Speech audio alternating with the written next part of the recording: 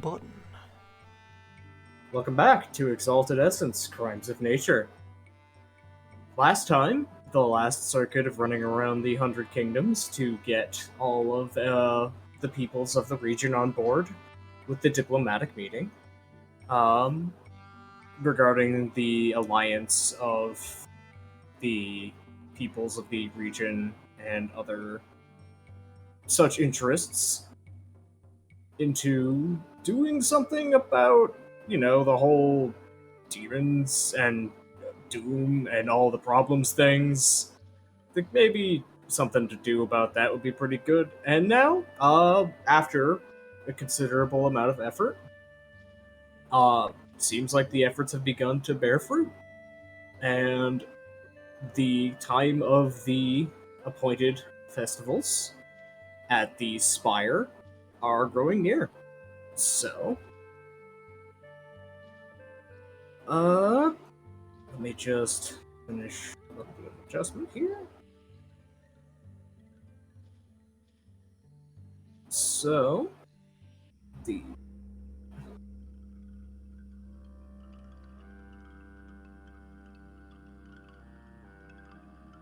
sorry, I got sidetracked by something very quick.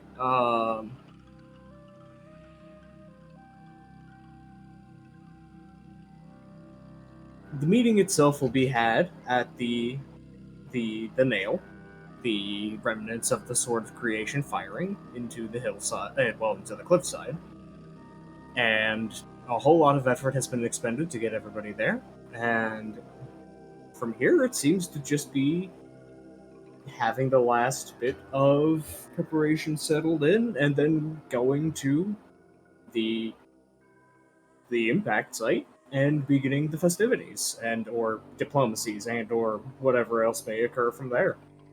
Would there be any particular last minute preparations, thoughts, or so on that will be undergoing before this goes off from anybody? Yes. I had an idea because Milan is technically in the future going to be in this region, but currently not. He's going to need a different reason to be there, so Milan's going to set up the catering staff. All right. Do you want to make a roll for that, or do Yeah, you want? I was going to use the food charm. Yeah. All right. Yeah. Yeah.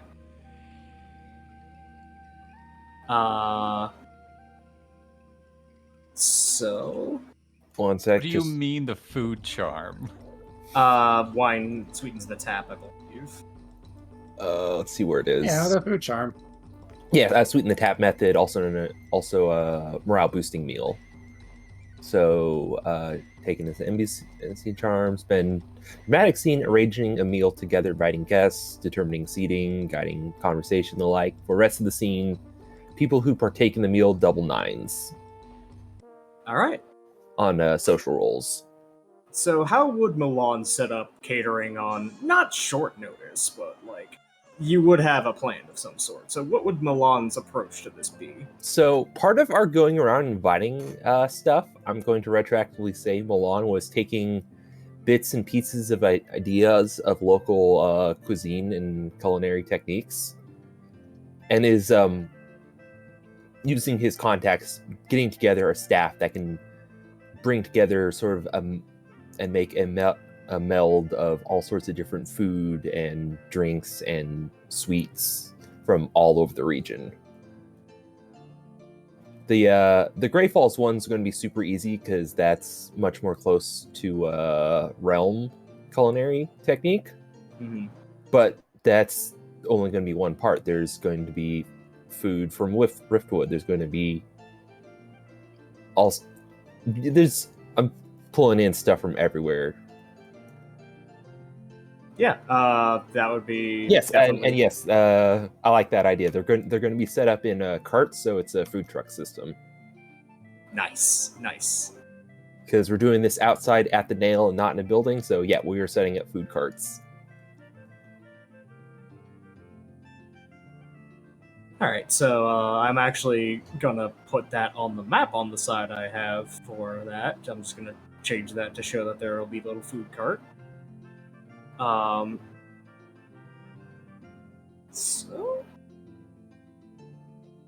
Repose has spent all available time aggressively landscaping. He has Earth Sense up at all times and has been flattening, smoothing, and clearing appropriate sections of ground for camping. He has been digging ditches, he has been preparing holes. Right. So yeah, just generally making the vibes good and also the land, approachable.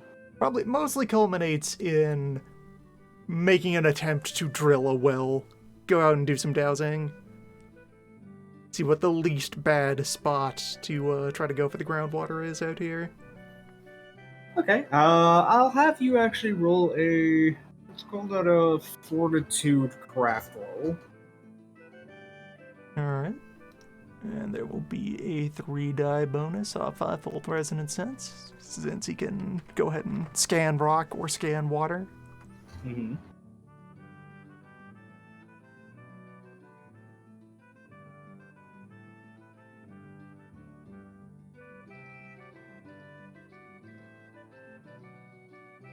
And we'll just toss an excellency into that as well.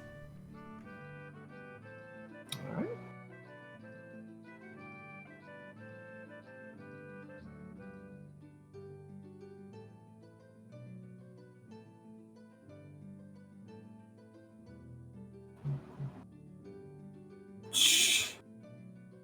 Okay, it takes you several days of searching, even with all-encompassing Earth Sense, because it's pretty thorough, what the sort of creation does to the impact site of what it hits.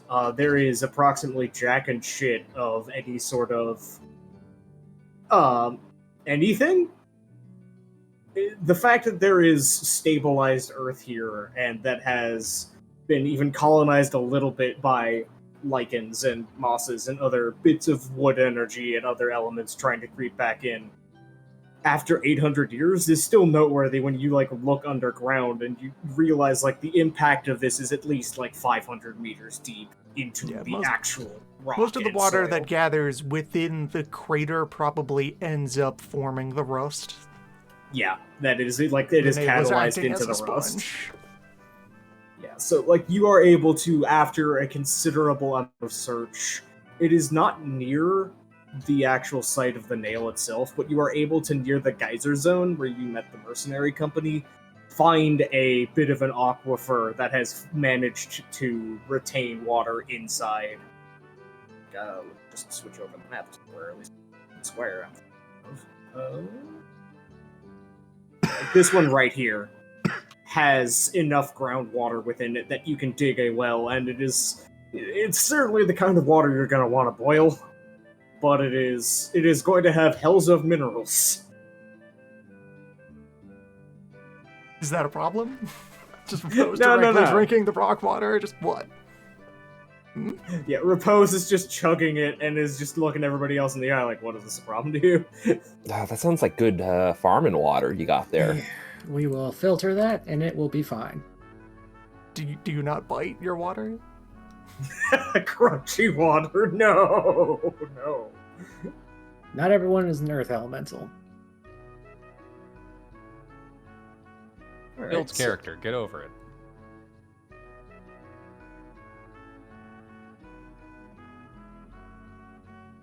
Or we could just poison everyone at a diplomatic convention. So let me just finish putting down the many NPC tokens I need to put on the map for this event. I have one last thing before we get started, but keep with your NPC tokens. Go ahead. Angler needs to finish his artifact, his gloves. Yes. I would have said probably for a good chunk of the time that he was wandering around, he left the gloves with the kids so they can get a look at him. And he's going to come back and help them, help them put the finishing touches on the gloves. Yeah. Venture, that's the word I was looking for. So, so you would be leaving it to the kids to do it? I'd be leaving the kids for the last bits of the, design of it, because everything else has kind of already been set up and such via various people he's had help with doing it, but the last little bits are the design and how they feel about it, or any kind of tone or certain things that stand out to them. Okay, give me a finesse craft roll with a stunt. Okay, just a sec here. The heck is my craft? Okay. That's the wrong window. Let's try that again.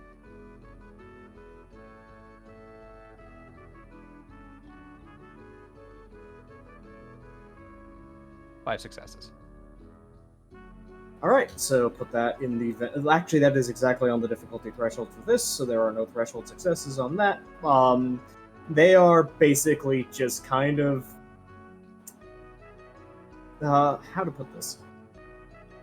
There's no real visible finishing touches. What they do is that they just kind of go over it. They put some oils on it. They embed some of the scratchings in a little more. They're just kind of noodling it with it rather than doing any dedicated deep crafts, but you have the same feeling that it is just kind of echoing into the gauntlets themselves. They have a different weight in your hands when they're back in them.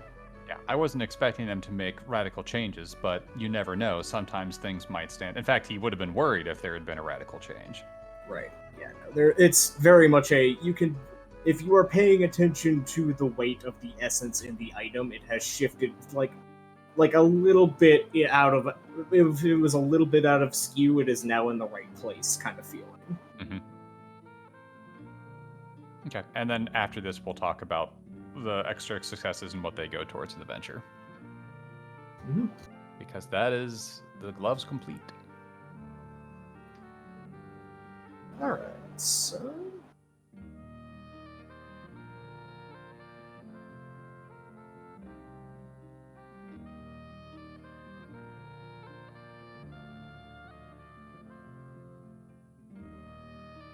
Alright, I need to activate all the names on this, but I feel good switching over to the map for now, so... Close and move over to... Abstracted map of the nail, as this is, considering the nail is, multiple hundreds of meters tall, not to scale. This is a general gist of the entire convocation is a set of prop-up tents, carts, yurts, impromptu things from everywhere around. There is a scattered representation of everyone in roughly the circle around.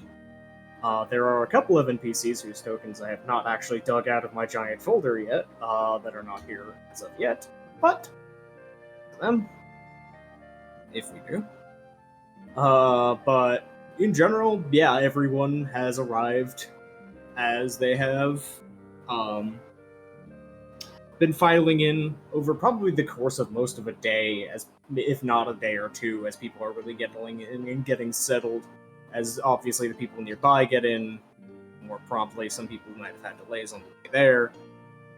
But yeah, it's a wide array of basically everyone. So let's see. The chat brings up a good point. Jimba status. You actually on the road, if you were going from the southeast up, do notice that Jimbus is kind of trundling along the road, and when you get there, there are people already discussing, like, do you see the behemoth? Is it supposed to be this far out? And the people who, from the Jade Orchid or people nearby are like, what the hell is it doing out here? It has never gone this far? What's going on? Like, I've never seen Jimbus migrate before. Yeah. So, Jimbus is... Okay, I want to do...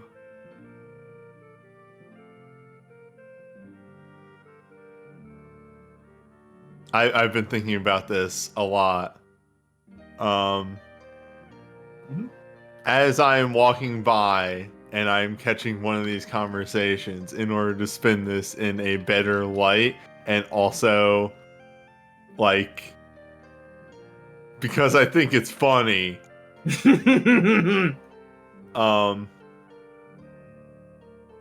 By the way, I've said you would not be aware of this at all. and would immediately be like, one of my Hearthmates did something stupid, didn't they? Yeah. Would immediately say, "Oh, so I see you have noticed the mascot of the conference." Is that gonna fly?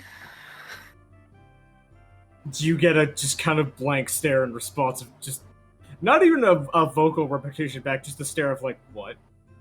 I mean, consider that Jimbus is, of course, the most notable neutral being in the entire area, and he's adorable. Roll me force presence on this. This is a hell of a lie.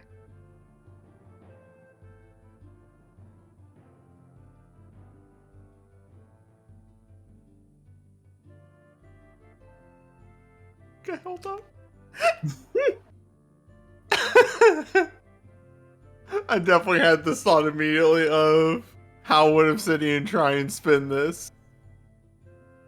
Did you just call the behemoth cute? Well, what else would you call it? Look at him. Look at him. He's Look at him adorable. jimbulating up there. Friendly little guy.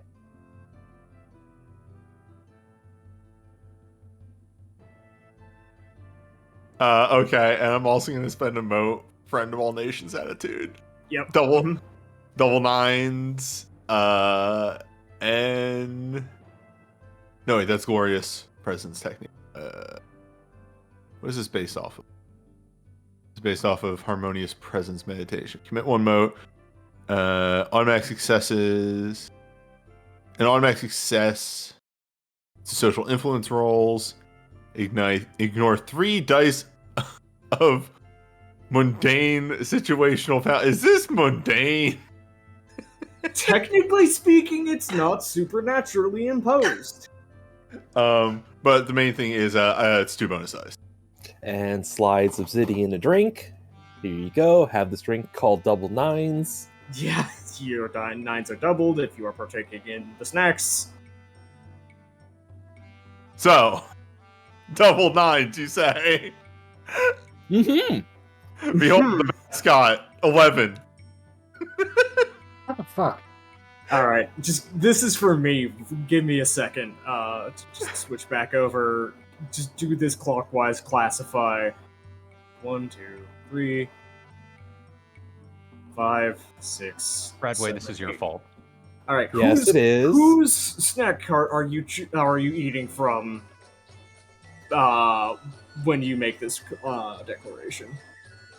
No, this is me just randomly checking. No, I have an idea. Oh, okay. If you have an idea, go ahead. It's a Yakuman themed burrito cart. Yeah, sure, fuck it, man. That actually fits because the random guy said it was from Fallen River, and that is one of the most active areas Yakuman has been. So yeah, Yang is not in charge of it or even knew about it. Yeah, no, this is just an incidental. Random Yakuman themed cart. Yeah, like you just Yakurita. fucking Yakuman, like fucking Yakitori cart or something. There we go. No, Yeah, much yeah, better. Kutori. It's great. You're just like chewing on it, and you just, as you were going on it, you look back down at the skewer and you look at the mask design on the bottom handle, and you're just like, oh shit, I know that guy. Wait a minute. Something's not right about this. Takuya Goku, but it's Takuya Yaku. Ah, fuck, man.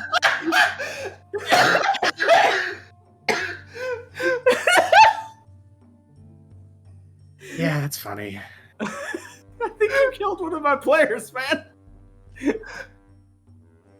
Is there a problem, Sana? I want you to feel know like- it's because I got the exact mental image of like that Goku with the weird smile, but Yeah, it's the weirdly Yakuman. drawn Goku, but like, you know what it is. Alright. Anyway, Beautiful. Cromulent. playable. So yeah, as you're just kind of going in, munching on snacks, like you give that offhand excuse, and like within the hour, the news has rippled around that, the Dragon Bloods that set this up have Jimbus just doing shit? What? What? And not in a fearful or angered way, just in a baffled, what the fuck? The behemoth. How do you talk to that? Yeah. Can I add a thing based off the 11 successes? Yeah, go ahead.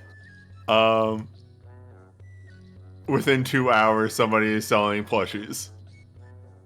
Yeah, no, somebody is immediately just goes into a knitting fugue and just, at first they're just kind of felt lumps, and as time goes on, they're getting more and more detailed.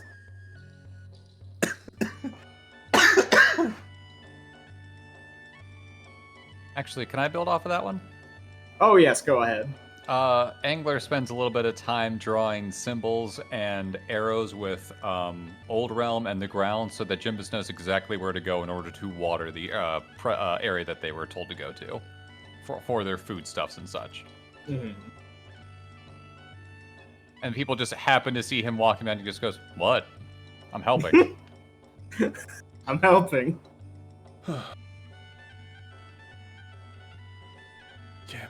Heck. Propose has been taking roll of every party as they arrive, getting them settled into convenient, appropriate space somewhere on the camping ground. Alright, so yeah, let me put the player tokens down so you can wiggle them around as needed. He has, on the down low, been also extending the matching invitations out to all manner of spiritual authorities, to whom he already has contact. Temples of all sizes, independent, clever folk, witches, and other Darren, I'm going to request field practitioners of arts. Stalwart Daughter. Yes. Sec. And I'll put the moat down as well.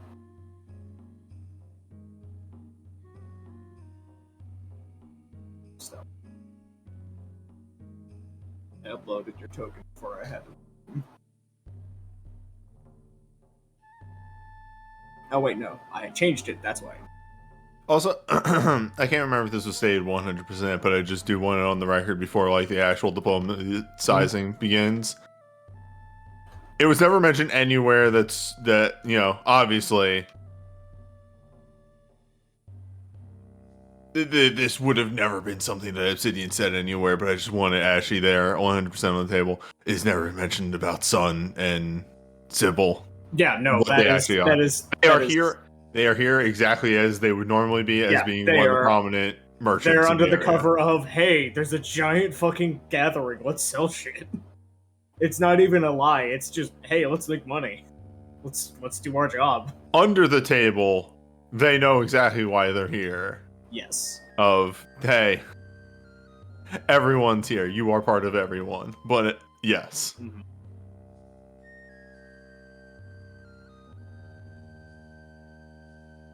The more I dig through the folders, the more of these I'm finding.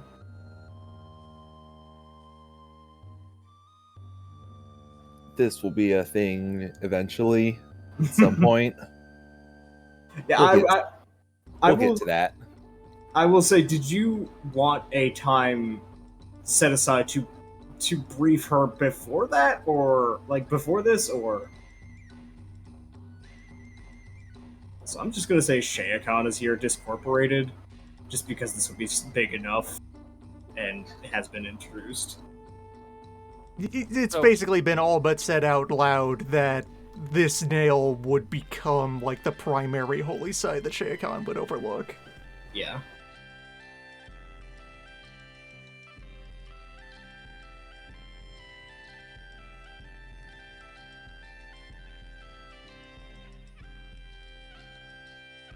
Other tiny bullet friend now has a manager to work under.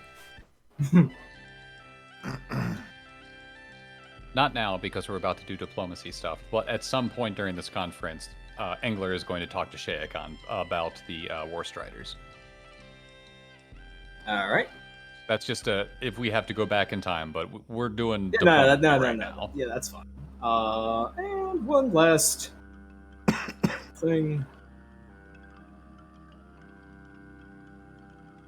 Because Repose would immediately know by taking in the rolls, without declaring who he is or why he's here. He's just, again, I'm a member of the community. Drunken Waterfall has shown up and has mostly just gone over immediately to the food carts and started getting hammered and eating everything.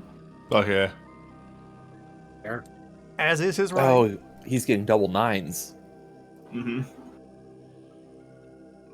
Whom's the You monk? really want to double his nines? Yes. Well, it's double nines on social. He'll be fine. Alternatively, he can get +1 power if he decides to start a fight. Do you really want to give him +1 power? Yes. Look, it'll be hilarious. There is no world in which he does not use that entertainingly. Yeah, good point. Not find the portrait I made for Koi, so I'm looking for one of the placeholders that looks like it fits best. As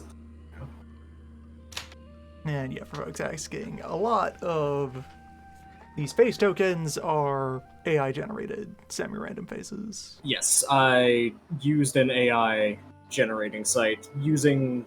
I double checked the rights to make sure it was okay to do this. These are all, yeah, this is very much the most ethical one I could find, and in a way that does not do weird shit with rights.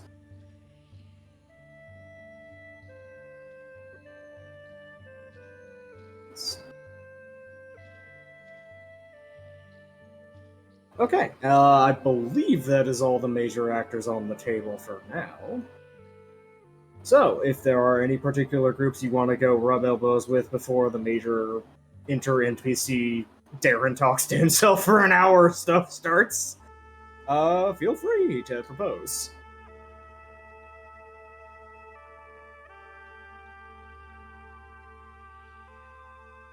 Like, if you want to engage any particular groups that had not been engaged as units before, etc.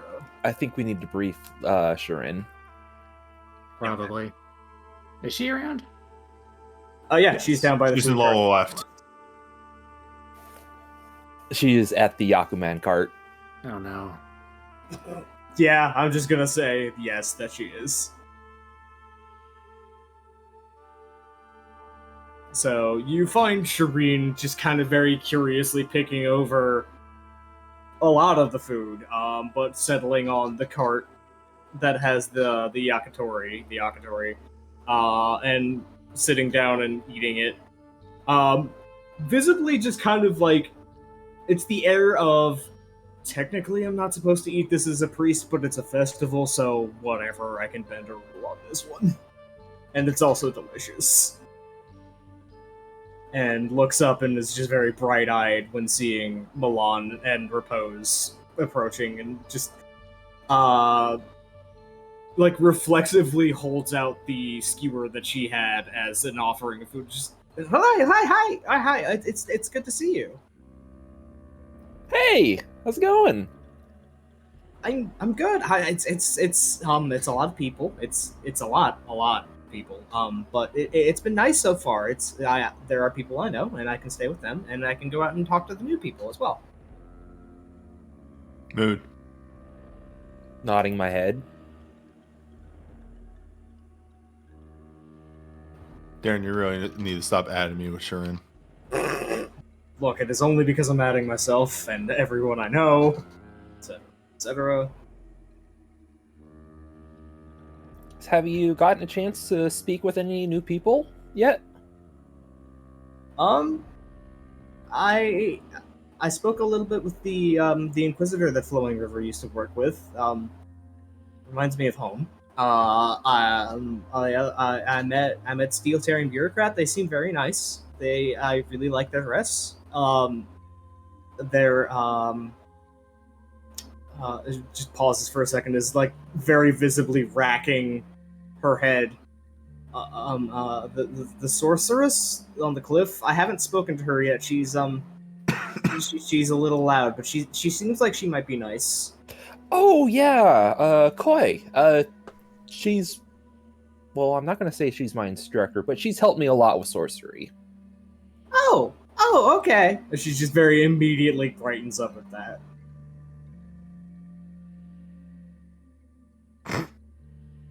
Just kind of goes back to nibbling on the skewer a little bit before looking around. How? Oh, sorry. That's important. How have you been? How have you been doing? Oh, we've been getting around. I'm sure you heard about the whole ordeal down at Riftwood. You were briefed on that, right? In short, yes. Sounds.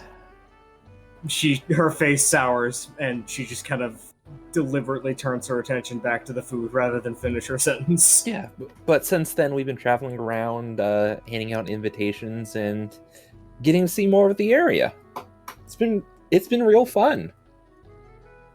I'm glad that you've been enjoying yourself. Yeah, we should take you around and show you the province more.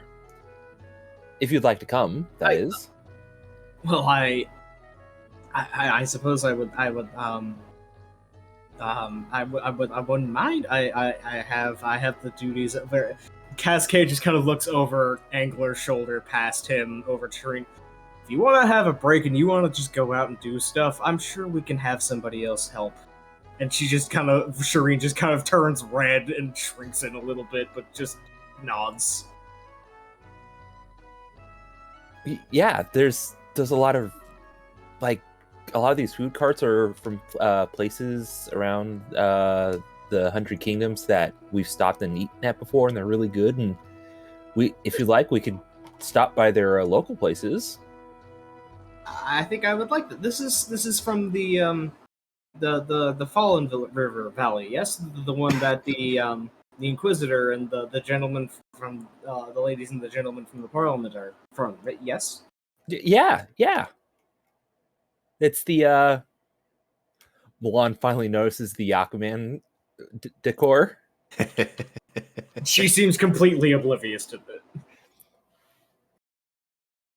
It smells really good.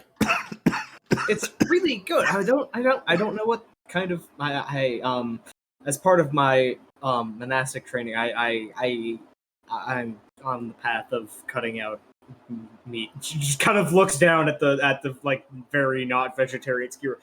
Meats, vegetables over everything. She just gestures to her skewer. All of it. I shouldn't all any of this. But it's good. It's really good, and I understand why people have problems with that. It's a big event. I won't tell anyone.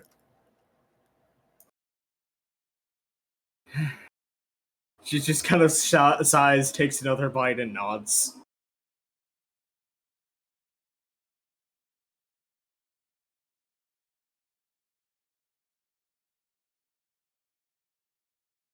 Leaving this open if Repose wants to make an entrance.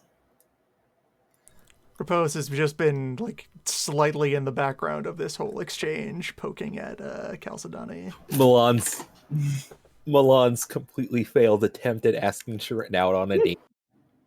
No, here's the thing. Like, Repose can very much note, and Cascade is probably just very just kind of like, oh, this is adorable, kind of observing to both Granite and Angler, the two of them interacting, because Shireen ordinarily fixates on Repose when Repose shows up, but the moment Milan showed up and entered conversation, it was just complete fixation, stumbling over her words more than usual, just kind of and it is just very much the aura of everyone around here realizes these two have a giant crush on each other, except You're each other. already on a date. Accept it. You're already dating! Yep. Like Cascade is probably being restrained from yelling that only by her partners. Rolls willpower to not walk into the letting this scene and happen. say, "How's the date, you two?" I mean, if you want to. Well, there's no willpower anymore, but I don't That know. is the joke. Integrity. I'm not going to do it.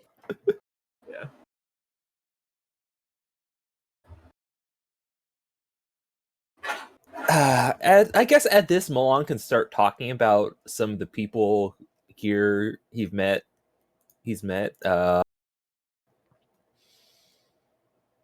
Not bringing up the Inquisitor, no, talking about steel tearing bureaucrat, and Milan's kind of like, yeah, this person gets it. It just very much immediately like, Milan is praising the thing Milan is good at to this person's skill set. They are extremely good at it, and I immediately take this. Yeah, it just sort of working the way around. Slow, damning counterclockwise. Yeah, so there's my sorcery teacher. That's Shayakhan is discorporated right now. That's a drunkard who's really going down on those drinks. When I said all the spice you got, I meant all the spice you got. I see chili still in that bucket. Pour it in.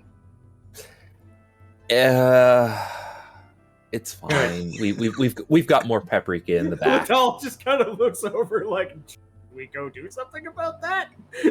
That would make it worse. Okay.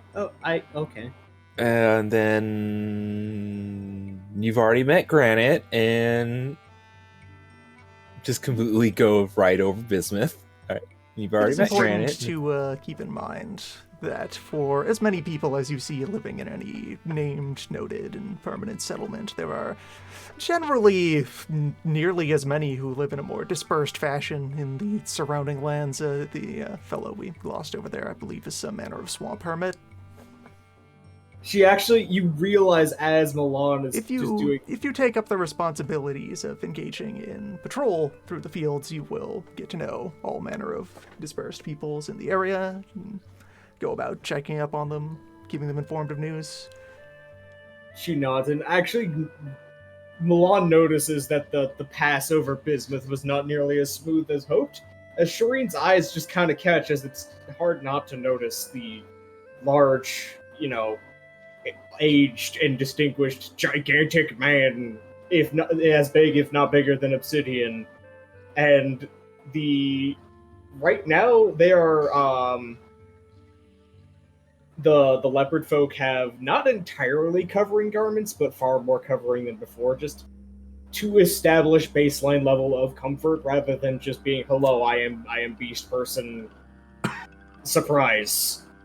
But just kind of has eyes fixated on that. Would that be another one of the dispersed peoples that seems... just kind of looks up. It seems like somebody that you would have recognized. Oh yeah, the guardian of the Beastfolk village. Guardian? Guardian. Hey, bismuth!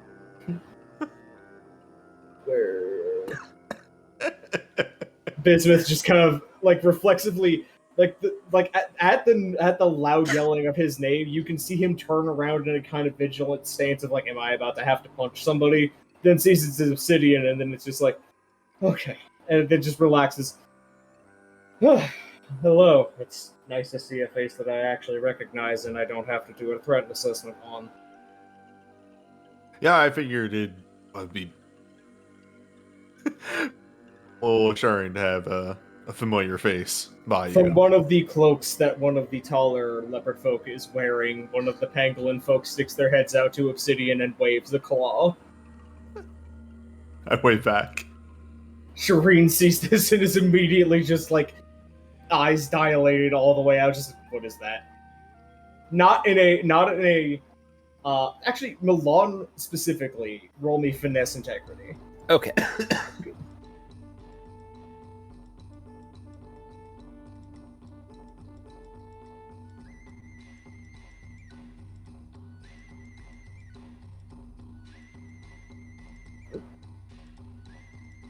That was the wrong button. There we go. 6 success. No, 5, because that's not a social roll. She's about to zip out of her chair and immediately introduce herself to whatever that small thing is, because it is small and it is precious, and all social mores have immediately left the building. If Shirin looks at Milan, Milan's gonna do a let's go sort of head Like Head there bob. is actually no. You would have to get in her line of sight because she is not breaking eye contact at first. In that case, Propose- Milan's going to step in the line of sight, stand up, and do a come on. I'll go introduce you. Propose was getting ready to start explaining things about like the general arrangement of Wood Village. And seeing that that Shurin's attention has been firmly seized, just redirects his whole line of conversation to the cat. Just pick up cat, carry cat over.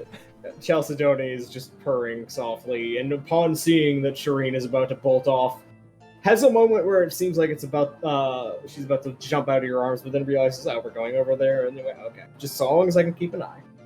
But just snap over, like, a combination of jog and just blinking. How the hell did you get that far over there that fast? And Bismuth just kind of out of the corner of the eye sees the movement, just I like to refer to that movement as the Satsui no Hado. Right over. The raging demon over. And just Bismuth actually just very reflexively like flinches back, takes a step back, square shoulders, and just kind of like stands taller. But rather than having Shireen looking at him, what he's immediately notices is that Shireen has squatted down gently down to the robe where the pangolin folk is looking out from the robe, and is just kind of giant eyes, tiny little cat face smile, just not even saying hello, just being like probably a little over 6 feet away, enough physical space to give distance of like, I'm not getting in and threatening you if you feel like you are easily threatened, but also I am showing intense interest and want to say hello, but I'm letting you take this at your pace. Darren, is this pangolin folk one Milan has previously spoken with, or perhaps would know the name of? Now that you get a good close look at it, it's Pangalinda, actually. Yeah, so Good. I'm going to introduce Shirin to Pangalinda. So, hi Pangalinda. Pangalinda had a brief moment where you are almost certain that her heart just stopped at the sudden, like, zooming in of this unknown human into personal space. But then just upon, like, okay, known friends and helper of Bear are friendly with this human, and this human is being odd in direction but seems friendly. It just kind of pokes head back out.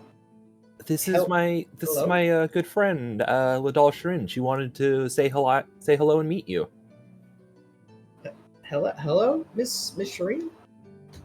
Hello, Shireen says.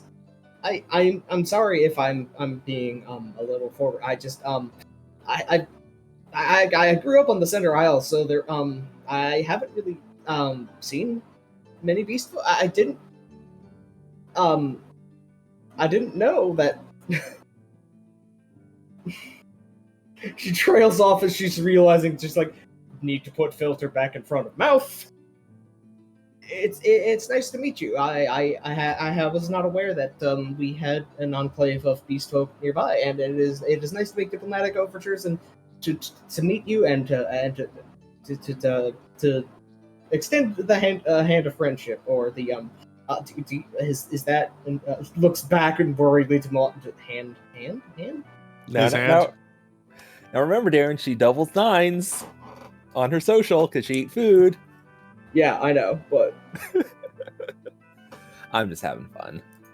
actually, I'm gonna see how well this actually goes over. Not to Pangalinda, but to Bismuth. Lucky sevens! 7.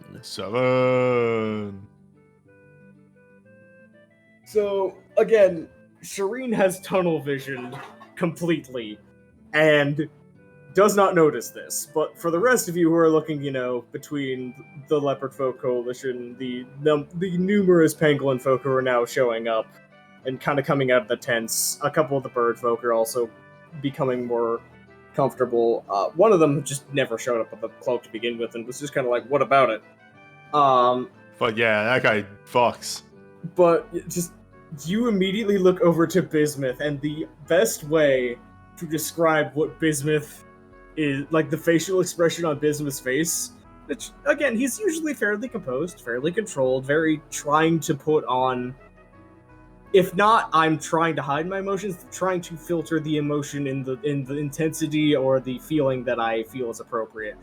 Right now, that has completely dropped it, and it is immediately showing the facial expression of I have known this person for 10 seconds, and if anything happens to them, I'm going to kill everyone at this conference and then myself. Yes. Just, this is not somebody being weird. This is somebody with earnest love for the fucking community that I have. Protect them. Bismuth just kind of slightly clears throat, and Shireen like jumps upright from squat position, turns around. Oh, I'm sorry, I didn't introduce myself to you. My name is Little Shireen, and I was told that you were the guardian of the people, and I'm sorry that if I transgressed any social mores and expectations in introducing themselves to them first before I talk to you. I understand that there is a sort of a guardianship and there's sort of boundaries in the way that I didn't mean to cause any offense. Breathe. Bismuth says, just very carefully, just holding out a hand. Breathe in. Breathe out. It's okay.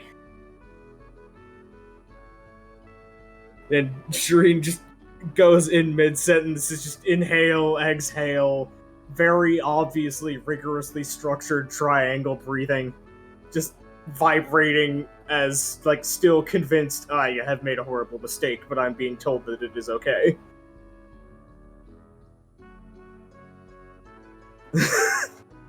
Good drawing.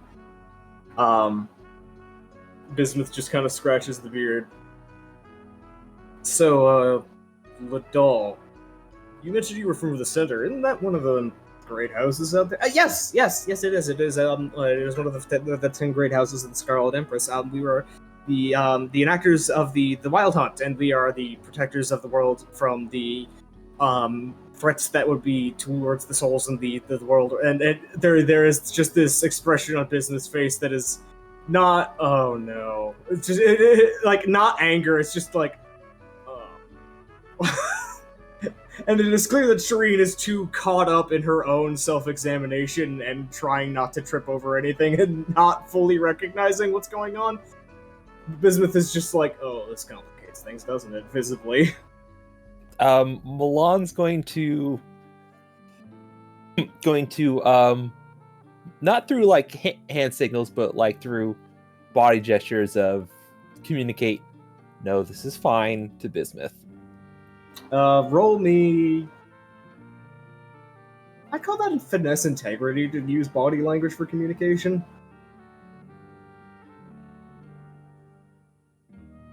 For successes to communicate, just roll with it. It's fine. It that makes him stabilize a little bit, but it's just very much one of those things where it's just he has gone from this person is perfect to, oh no, I need to be very careful or this could snap around 180 degrees real fast. Bear can protect you from physical harm. Bear cannot protect you from social anxiety. How do I make this situation interesting in a positive way? I love to hear that. When we've talked to Bear, how much has Bear fought the Fae? His name is Bismuth Maul that devours the wild. So, a lot. We'd just say, because again, Obsidian knows that this is only going to go in a positive direction, but loves throwing a bit of fuel onto the fire. Yeah. And would totally rib Bismuth in this way. You just say, Shireen, Bismuth has fought his fair deal of Fae in the past. Really? Okay, thing to maybe contribute here that we would have retroactively had come up in prior conversations, is Bismuth alright with being known as a sorcerer? He doesn't have any particular he doesn't have any particular reason to keep it secret. He has no opinion either way. He doesn't care if people do or don't. Like, as a matter of politeness, we are avoiding mentioning that he is of the moon. Yeah. She's just, like, Bismuth, like, kind of actually leans back a little bit as Shireen stands on her tiptoes and just as starry-eyed at him. You fought the Fate! You fought the Rapture! And you're this far out, that means that you'd be so much closer to the Borderlands than it would be, and there'd be so many more Walia pockets out here, you would have so many more opportunities. And, oh, man, what? And as she starts to get very worked up, you just see Obsidian. Obsidian feels a very heavy, nearly bone-cracking weight on one foot as Bismuth is very subtly stomps on it. No expression change, continues to laugh to himself. But, like, she actually pulls herself back from sudden fixation. Breathe, breathe, breathe, breathe. Remember, yes, remember differences of approach and opinion. You have fought many. Is this a topic that you are comfortable discussing? I'm sorry for being presumptuous. Bismuth just sighs weirdly.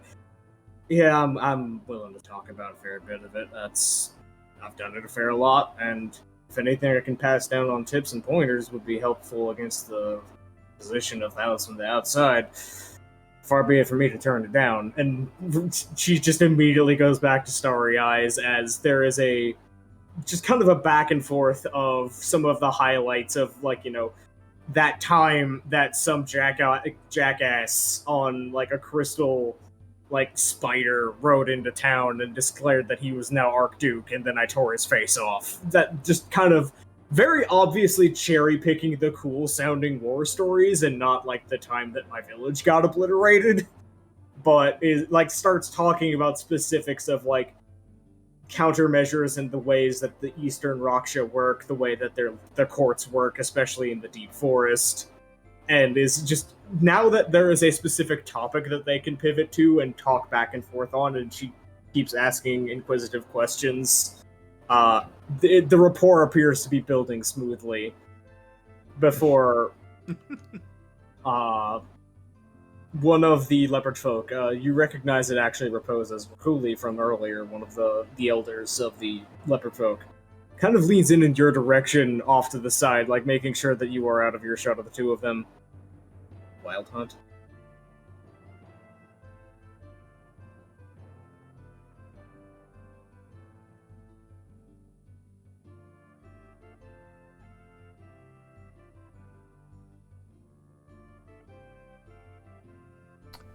Slight shake of the head.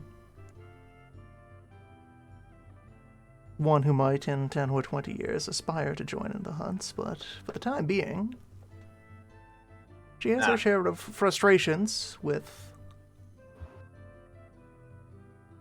those who would call themselves her superiors in her homeland.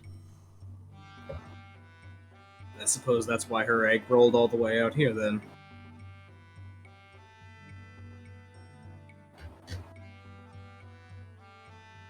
Just looks back to Bismuth, and Bismuth has kind of relaxed into the conversation as we're like, Shireen has actually taken out a notebook and is starting to write down notes in furious shorthand, just like at top speed. So are you going to be breaking it to her soon or later? Because this is not something that she's going to, if she is so easily fixated, as it seems to be, it seems inevitable that she would draw the conclusions on her own.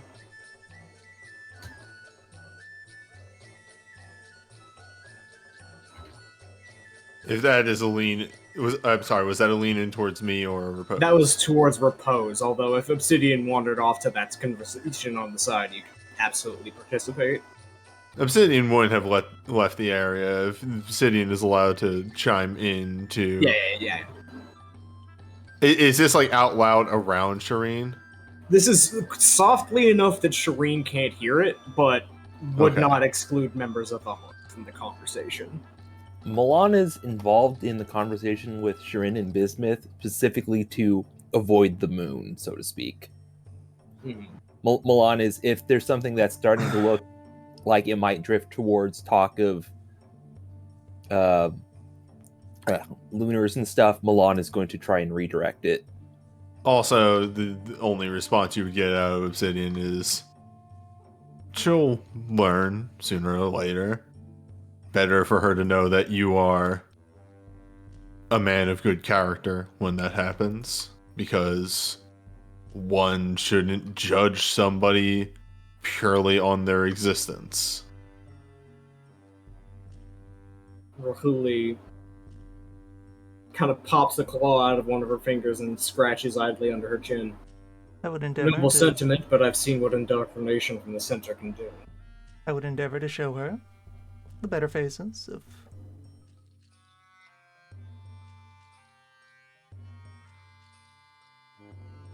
Would say also to add the to better that, faces of our ways of life. and would add to that, I specifically have had a talk to her about how she may not have always been taught correctly. Ah, good. So long as that topic has been breached, then If she ultimately decides that our climate is not to her liking, then such is her prerogative. Sliding a little bit Yeah. further away from the conversation, I did not invite her here. I see. There's a light shrug, but We had passing acquaintance during formalities during our recent journeys inland, and she promptly insinuated herself into our affairs and followed us home. lost kitten.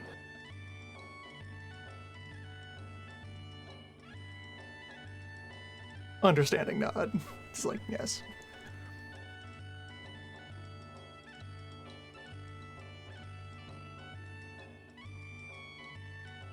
There is a, let's see. What other group would I...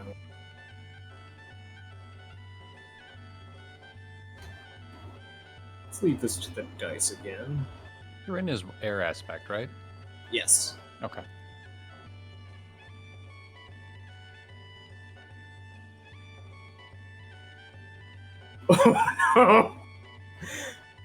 Alright, the Who Does Drunken Waterfall Go Bother dice have declared that he has wandered off after getting hammered and has wandered off towards the stall with the giant Yedim and is immediately loudly haggling over goods with the two proprietors at the stall over there. How can you prove this is jade? Well, there are plenty of normal, like there are plenty of industry standard methods that I can show you to prove that. Like Guana's pulling out a set of scales. No. I know the taste of jade. Let me lick it. I was about to lead into like, no. It's like gold. You gotta bite it. You gotta let me bite it. Let me bite it. Guana's just, sir, I can't let you bite the jade. Sir, if you're going to continue making a disturbance, I'm going to have to ask you to go to another part of the... Perhaps you could go back over to the food stalls from Clay Bottom. I have rather distilled liquor that you might... No. I gotta make sure that you're being honest. And this is just kind of going off on the corner. I'm not in character saying this, but in my brain I am yelling, put it in your mouth, put it in your mouth, put it in your mouth, put it in your mouth. Angler was going to go join the conversation around Bismuth, but he saw Drunken Waterfall headed over there and went, hold on a second. Honey, Granite, you gotta see this. Granite looks over in vague confusion while Cascade looks over in brief confusion and then, oh no. Oh yes. Just like she would actually be like slowly sliding over like, this is something that I might need to intervene on.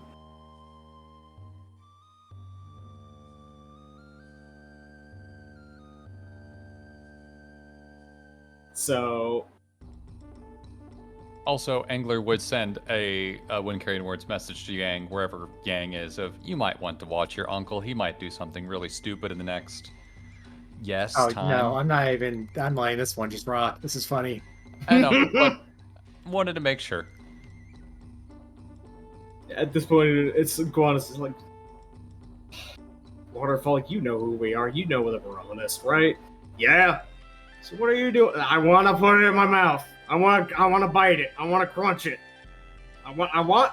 Look, you can't. This is a day of drinking, celebration, and diplomacy, and coming together, and having a good time, and defending each other against the depredations of the evils of the world around it. So let a man celebrate by eating money. Let me bite it. It's a very good argument. It is an incredibly good argument. I have no response to this. Sybil actually just kind of walks up to the side. Hey, Waterfall, how many fingers am I holding up? Trick question.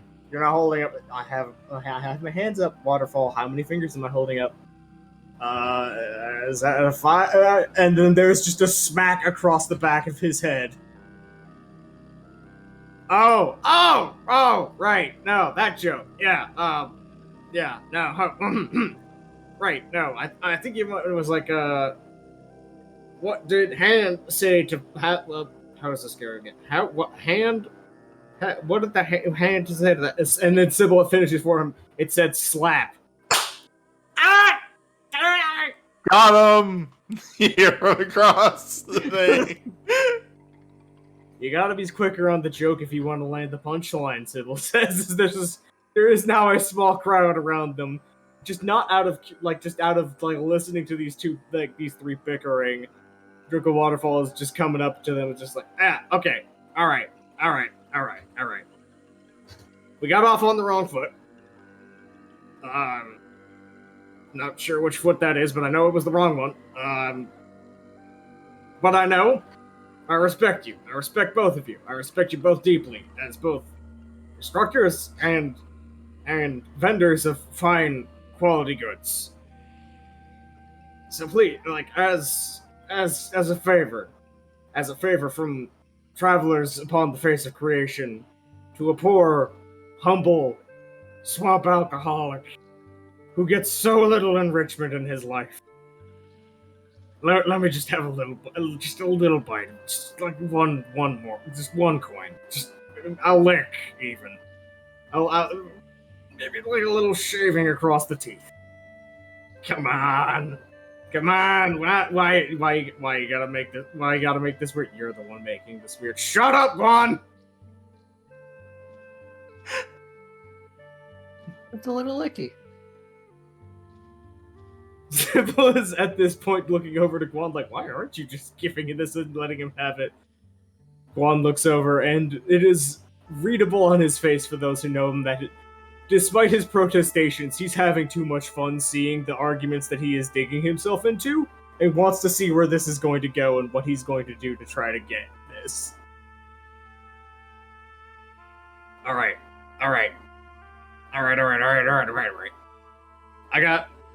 I got a deal, a plan. Yeah. Contest. Yeah, no, like a deal and a contest. That's good for both of you. Yeah. So, I bet you. Well, how do I make this most interesting?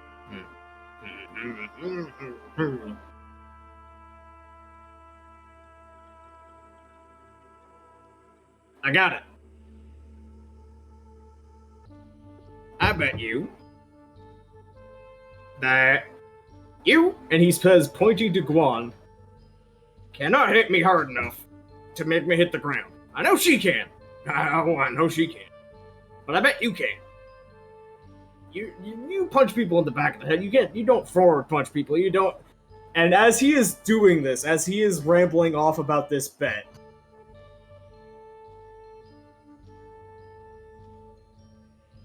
he gets throat punched by Guan and falls on the ground. Just well, there you go. Well, Your mistake, Juan says, was assuming that I was going to honor your end of the bargain rather than take you exactly at your word and cut you off at the pass.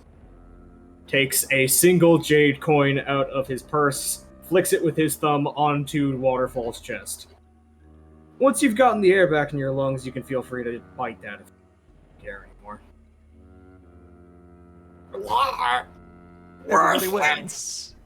Worth it!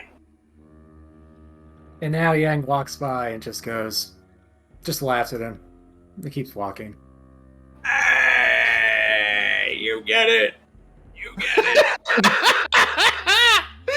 it! Free coin. Victory snacks!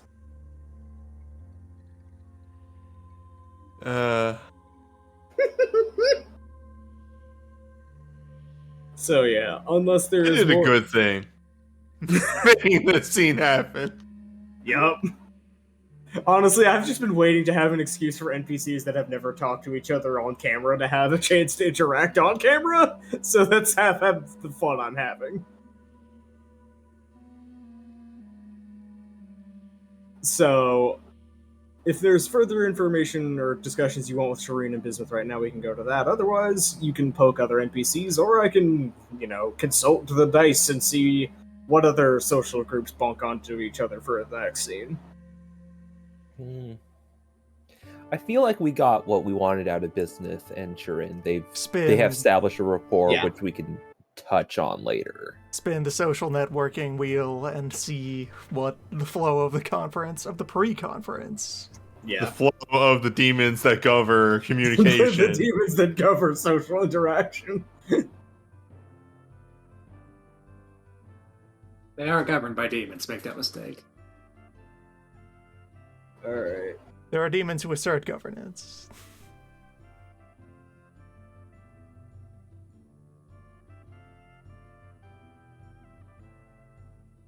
Oh my. So it is about at this point, while Bismuth and Shireen are speaking, that Koi comes over. And Bismuth looks over his shoulder as he hears the tapping of the cane against the dried out barren ground.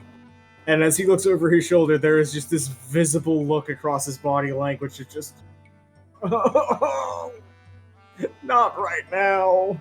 As there is a just wider and wider grin on Koi's face as she is just coming over, just tap, tap, tap with the cane.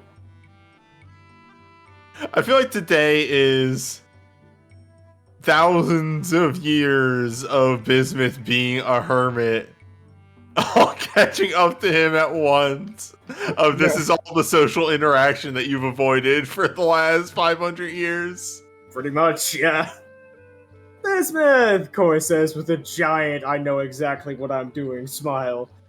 It's been too long. She just says, like, sidling straight past Obsidian, actually just kind of bumping him in the side to, like, scoot him off to the side so she can get closer in.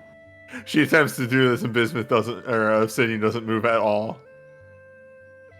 Like, It's like trying to bump into a wall to try and get it to move out of the way. That's fine. no, like, what she does if you don't move at all is that she just kind of makes it look like a pinball motion where she just uses you as, like, a fucking gravity slingshot over to him instead.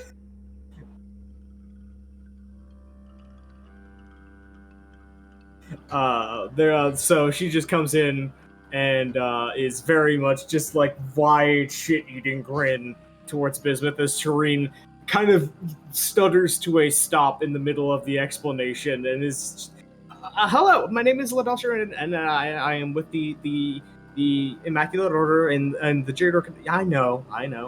They've told me a lot about you. Oh, no, they have. No, all good things. All good things, mostly from Milan, actually. He says a lot of really nice things about you. Told me a lovely stories about how y'all met and what you did on the boat. Nice job with the javelin, by the way. And Shireen is now redder than a tomato. So is Milan. She is just chuckling grandma to herself. So it has been too long, Bismuth, since a face-to-face. What has it been? 80 years? Maybe? at least. Ah, well, there's nothing quite like a good face-to-face conversation. Letters don't really just capture the same spirit, don't you think? And that would be part of why I do. Just kind of just pokes him in the chest with the cane. Look. I told you, and what did they show you? Getting out is good for you. Going out, stretching your legs, talking to people you haven't before, feels good to.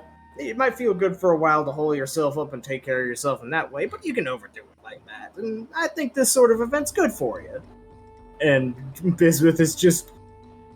For an immense man, he is like shrinking inward forward, like more inward, just. He's turning into a corn cob. The combination corn cobbing and just. I am somehow standing in an open field, and yet I feel I have no avenues of escape. He is attempting to transmogrify himself into a corn cob, but he does not yet have that shape. I did not eat the heart of a corn.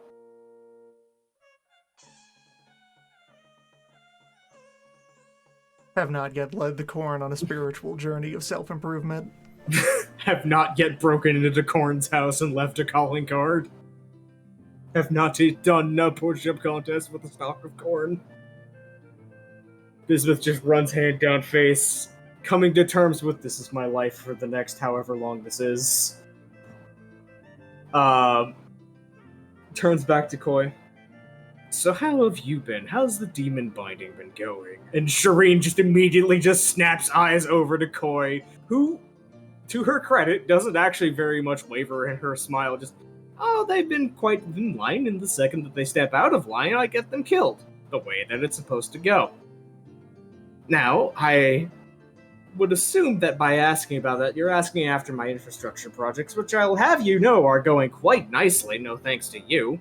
I've been dealing with quite a little bit of my own in the forests and the swamplands with the indignant elementals who are deciding to get more of their territory back than they were ever accounted by Gaia. But no, the old woman's gotta go deal with that herself, not the big man in the woods who says that the woods are his domain and he protects everybody in them, except no, you're gonna go sit in a cave all day. Just Bismuth is just kind of like grinding his teeth, and for those who can see through the tell, like actual tiny flakes of the crystallization are falling out of his lips, but he is keeping his mouth shut. I forgot how good you were at antagonizing people. Oh no, I enjoy it, and honestly, you've been out on a century of me improving, so it's a lot worse than you remember. Shireen is just looking back and forth between the diatribe between the two of them and looks over at Milan. Is this normal? Are they mad? Is this them being mad at each other? Is this normal? I think they have a very interesting friendship. Friendship? That's the only thing I could call it. No, Shireen just looks back like that. Friend? What? Friend? Friend? But Koi just laughs and just waves a hand dismissively. But whatever, bygones are bygones. You did us all back in the day. We helped each other out. And it's good to see you back, at least now, if not, earlier. And it's good to see you here. I'm actually, pretenses aside, jokes aside, ribbing aside. I'm glad you're here. I would have missed you if you weren't. Bismuth grumbles to himself, but is now, again, taken aback. For all of your character, then it is well good enough to see that you are in good health and still yourself. The world would be certainly missing a unique person were you not here. Every day that I wake up and Saturn has seen fit to not take me from this earth, I'm going to make it everybody else's problem. Bismuth just actually can't help but start, very repressed, silently shoulder chuckling at that. And you certainly live that lifestyle to the fullest, don't you? No. He kind of shakes his head and sidesteps a little bit. I was actually being introduced to this very interesting and well-versed young woman in a lot of the ways. I believe you two would actually have a fair bit to discuss about as well in terms of theology and sorceress matters and things like that. She's not a sorcerer on her own. Oh no, I can tell that from 100 paces away. But and then Koi walks up, kind of leans on her cane and leans in maybe a half inch a little too close into personal space, so Shireen leans back a little bit. Not so far as to be uncomfortable, but just enough to be like, I am in your space and examining you. Dynast. Late flowering of the blood. And Koi thinks for a moment. Then nods solidly to herself. You'll do, yes. Shireen just blinks. I'll do what? I didn't agree to, and I don't know exactly what act. I meant that you'll be fine, as in you will. You seem like a nice person, not that you will do an. Oh no. Koi just shakes her head for a moment.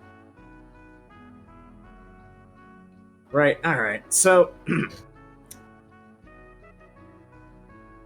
Proper introduction, I suppose, will be needed. My name is Koi Invictus. Yes, I picked that name myself.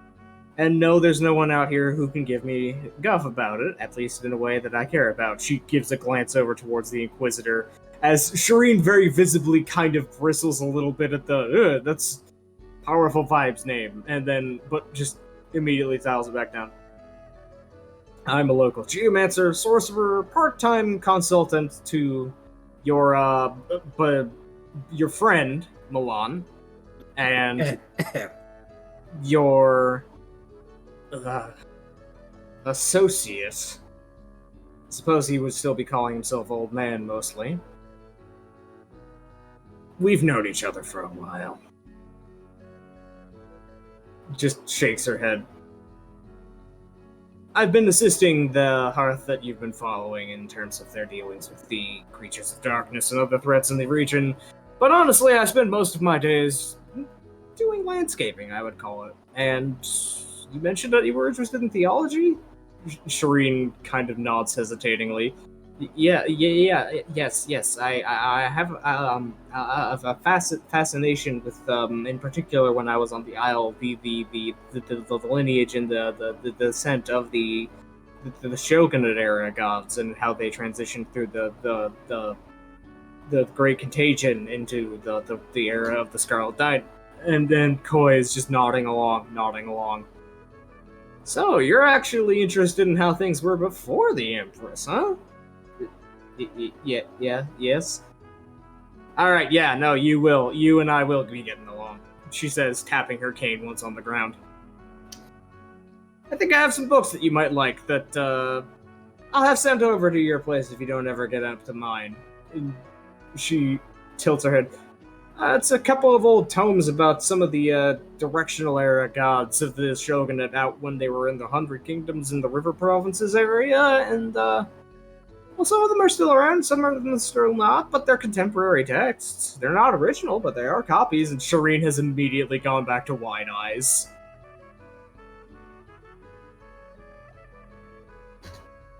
So, yeah, now Koi and Shireen are hitting off, and the moment that you have taken your eyes off Bismuth for, like, more than 10 seconds, he's immediately, like, gone over to a tent and a food stall to get the hell away. Would look at this and be like, yeah, I got him in 2 conversations. That's You can estimate he might get into more later, but right now he was just like, no, I am not getting cornered by her in front of a crowd. He's visible and networking at all. That's improvement. Mm-hmm.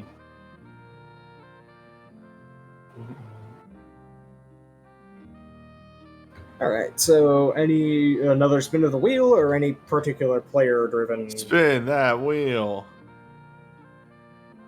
I got really Wheel no objections for of this scene, honestly. socialization. Yang is just fucking around, getting into trouble, and that's it. Where's Burr's cat? Where is Burr's cat? Burr's cat is actually just with Burr and is up in the corner. Where's Moat?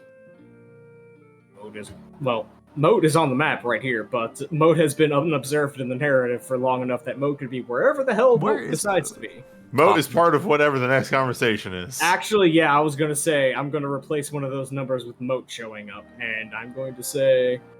Okay, storyteller fiat, Shireen does not get 3 in a row. Shireen is good, Shireen does not get 3 in a row. That would be oversaturation anyway. Probably not a good idea. Yeah. For her. Yeah. Oh, this is great. This is good. So, meanwhile, up in the top right corner, the Inquisitor is mostly just hanging around, not doing too much with his own crew, except beyond his own small crew. He's actually speaking with Flowing River, who I should put a token on the map for as well. Since Remind me who Flowing River is. the second in command human mortal, the mortal monk who was the one who was kind of keeping his power drives in check, and then eventually moved out to the Jade Orchid province as a mentor for Shireen. Right. Yeah,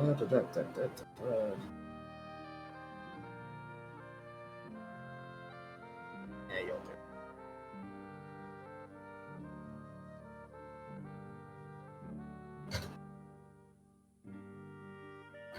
Should get you a proper faceplate at this point. You have been a recurring character long enough, but say it'll be. But his Flowing River has gone over to the Inquisitor, and is just kind of obviously doing some professional checkup back and forth of like, how are things going? There is some simmering under the surface of just like things that are just kind of like there's still the resentment that was there, but still the understanding between the two of them of like, that's how it went, and I can't particularly blame you, and long term this will be good for the faith, etc., etc. And at around this time, Dragon Slaying Burr is walking by with her cat in her arms and just kind of giving a pet, and one looks over to the Inquisitor, just kind of shoots a dirty look in his direction, and then looks back down in her arms and wait, that's not her cat. Meow. What? Who? What? Who are you again? I know you. Meow. Wait. Where's what are you doing? Where's Repose? Why me? What am I doing? What am I so Meow. Are you just gonna sit there and... Yes, you are. Okay. At this point, the conversation that this woman is having with the cat in her arms has drawn the attention of the Inquisitor and Flowing River. Oh yeah, I suppose that our good itinerant monk's cat has decided to give you a visit. Perhaps it's a blessing of sorts, the Flowing River says. I don't know what it is, but what did you do with the other cat? Huh? Where is my other cat? Huh? And the Inquisitor just kind of looks around before looking around over at his display of... Like, it is not a full shrine, it is just some of the reliquaries and other bits and pieces of faithful stuff. And Dragon Slaying Burr's cat is sleeping on top of it, and visibly has to restrain himself from just throwing the cat off of it, and just... If I may ask, if you could remove your cat from the altar, I would sincerely appreciate that. I'm going to have to ritually reassign that, as it is not supposed to be interrupted by any form of living materials until a properly auspicious occasion arises, and just get the cat out of the way.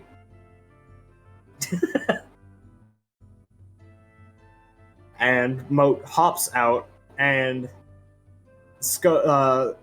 goes by flowing river, kind of intertwines and pets between legs, kind of way. Not in a trippy way, just kind of a head bump and side by way. And then weaves over to the altar, looks up at Dragon Slaying Burr's cat, and then just makes a noise of just that kind of plaintive of wanting attention. And the cat on the altar opens an eye, looking down, ears flattened back. Cat flicks tail on the altar. Moat thinks for a moment. Moat is thinking. Repose can feel all of a sudden that just the back of the spine, like the base of the skull. Moat is thinking. Moat is thinking. Several processing routines are being taken up by Moat thinking. As Moat stops, pops claws out on the ground, scrapes ground a little bit in thought and frustration, and then maintains one claw pop out, and very carefully starts to etch out a series of lines in the ground. And as the Inquisitor is staring in just abject, what the hell? Burr is just kind of delighted, and Flowing River, if anything, is unsurprised but amused at the reactions of the two of them. Moat sketches out a very rough drawing of the altar and a stick figure next to it, and just the stick figure is reaching out towards the cat, and then Moat slices the claws all the way through it. It's just like a no.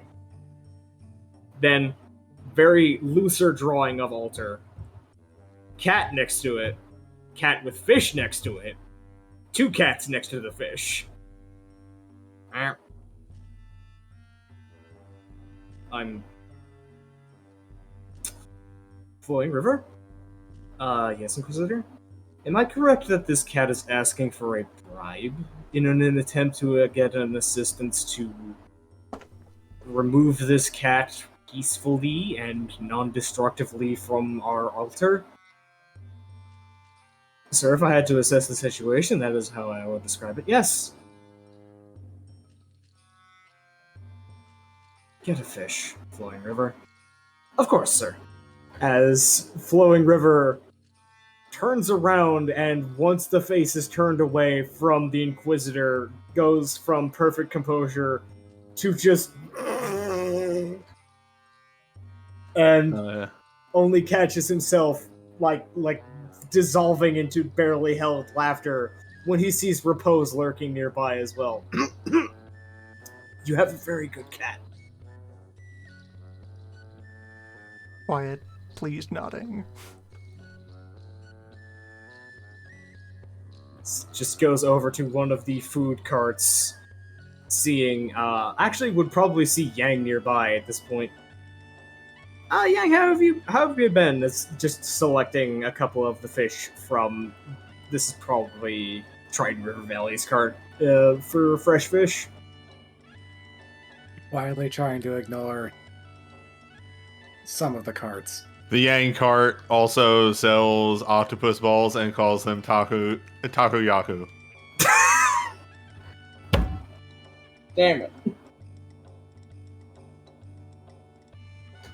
You just get bribed by a cat?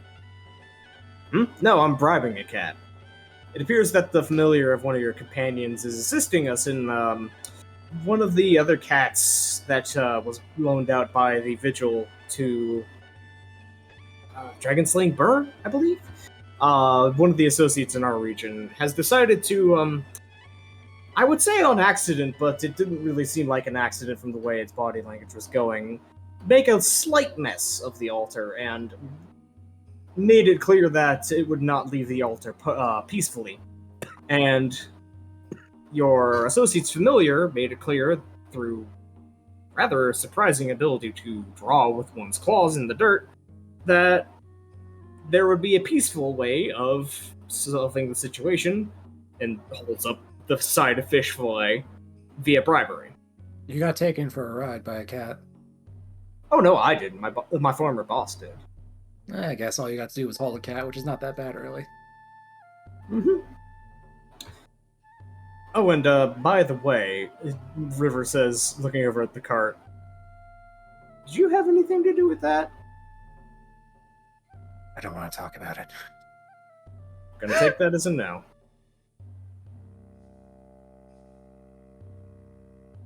Goes Oh, look back. at the time. It's time to go be anywhere else. I'll see you later. Okay, Fallen River, bye. Goes back over to Moat, drops the fish on the ground. Moat picks up the fish and drags it over to the altar. Ah.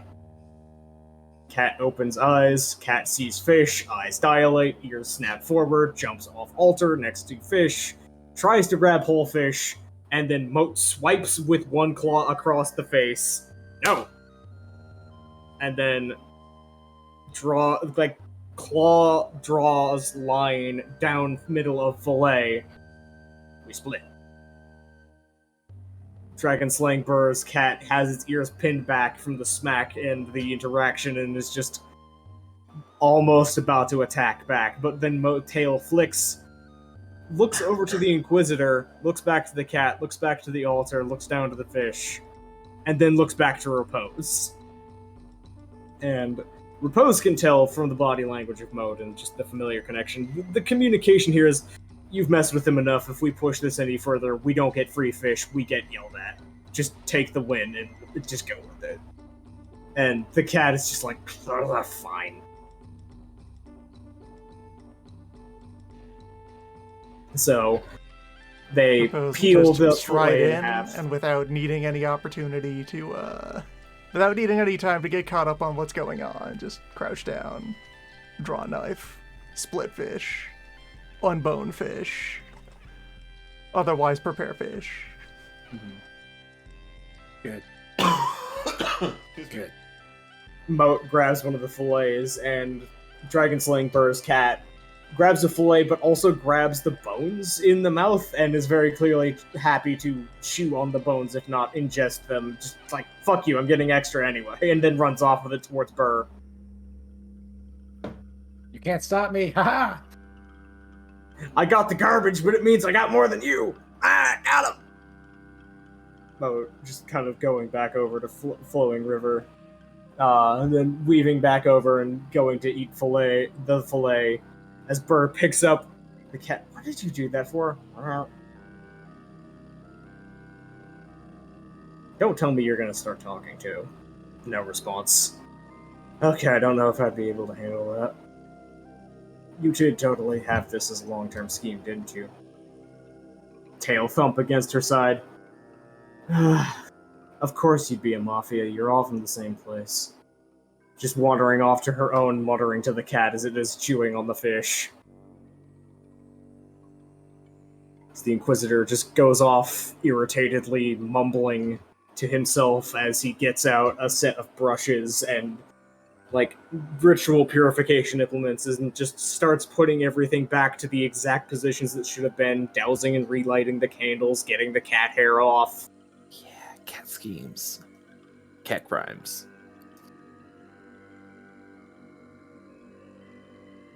Crimes for cats, by cats.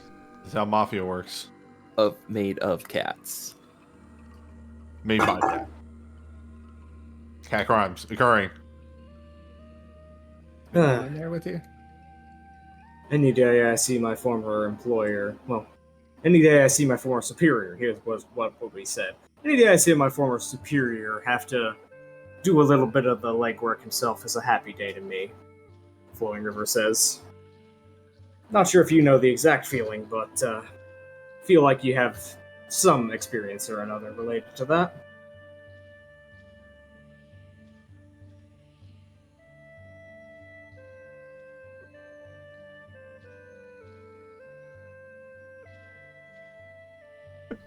Slow breath, patented sigh. Oh, and by the way, Flowing River says as he begins to walk back over towards the food stalls, it's a grass.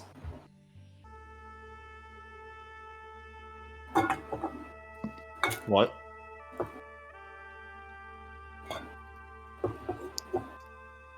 Ooh, wood. Questions were raised about wood.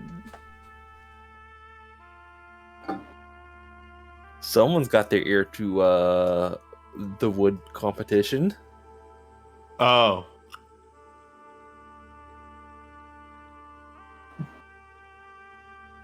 Spirits are typing. Sorry, it had been 2 weeks. I had forgotten about wood contest. Wood fight. Fight between wood.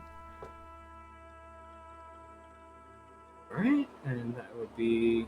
Stepping away a moment.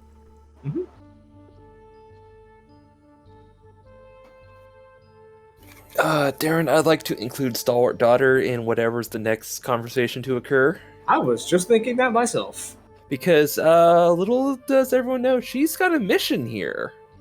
She does she? Ow. Yes. She's a horse. She's a horse, and she is nicely dressed up with a bow tie and everything, carrying, serving trays around. Oh my god. But, Horse. she's, on protection duty, because, hey, who's the, one person here who wasn't targeted by Purple's, Forget-Me beam? Horse. She's on the lookout for any, Purple-shaped activity. Yep. Alright. So, the next batch of people that will interact will actually be Furious Cascade and Granite and Steel Tearing Bureaucrat. So, Angler presumably might be involved in this one. Maybe. So, probably, since they're on the opposite sides, it would be Steel Tearing Bureaucrat would be taking a break. They are with a lot of their entourage from the bureaucracy of the area, and their food cart over in the corner is, like, literally almost buckling. There is so goddamn much rice and so many meals, and just, like, of the food carts, if this was a competition, it would probably be winning, because in terms of people who keep coming back for seconds or for trying other dishes, it is by far winning. There is just an absolute fucking cornucopia of foods and different cuisines and foodstuffs that are being served out of it. And they're actually working with some of the other food carts and being like, okay, people are telling me that after they eat yours and then they eat ours, there's a really nice taste test combined. And let's like have these like plated together and see if that's a and then like just actively reaching out and doing food waste diplomacy of like, hey, do these actually go as well together as they say they? Oh wow, they do. Like, you know, the swamp vodka goes really well with like the Kongi or something. An alliance of food. So yeah, as like Steel Tearing Bureaucrat is probably going around through the food stalls. They have changed out of their normal, very kind of still professional and I am in charge, but austere kind of robes and professional form of dressing into a more flowing garment. It's something between probably a dress and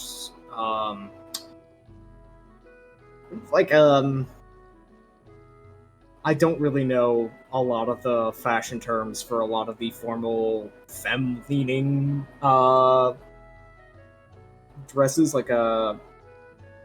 so just yeah, it's more flowing and other side of gender presentation for this event.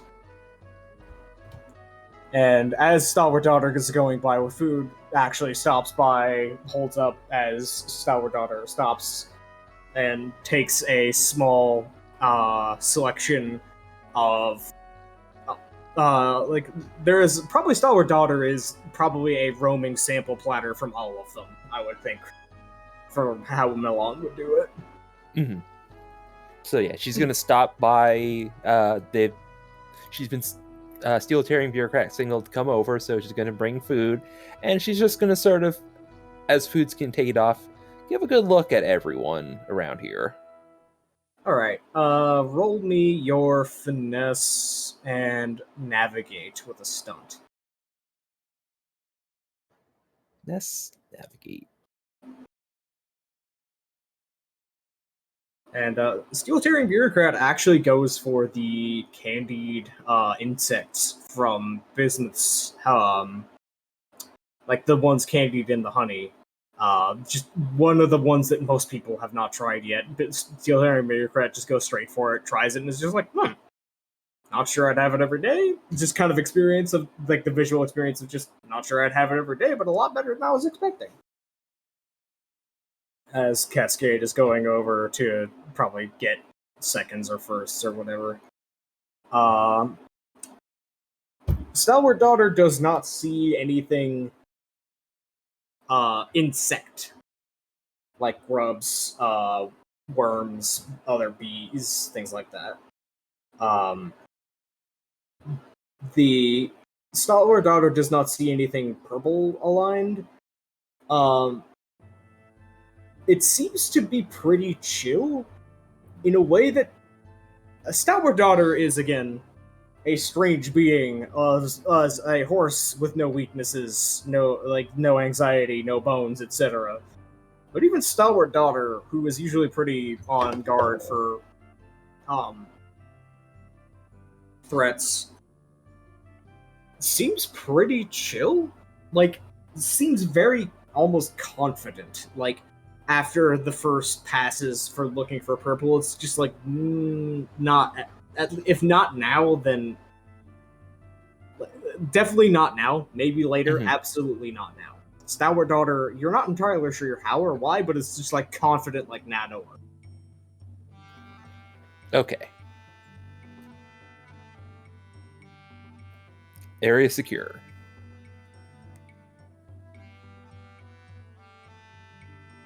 So, as Cascade goes up and Granite goes up, Granite probably gets a little bit of the wine, and Cascade reaches out for one of the takoyaku before looking at Steelitarian Bureaucrat.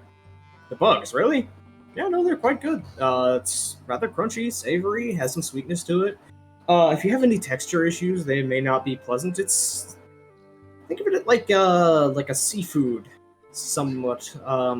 Less salty though, more kind of poultry fed situation. And Furious Cascade is just kind of staring at this even keeled description of it, and is just like, takes a bite and chews for a moment, has a kind of reaction, keeps it down as acquired taste, she says.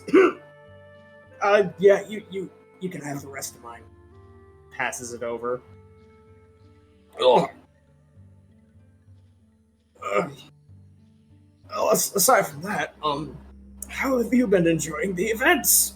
She says, trying to maintain straight face while, like, just like, exoskeleton, I've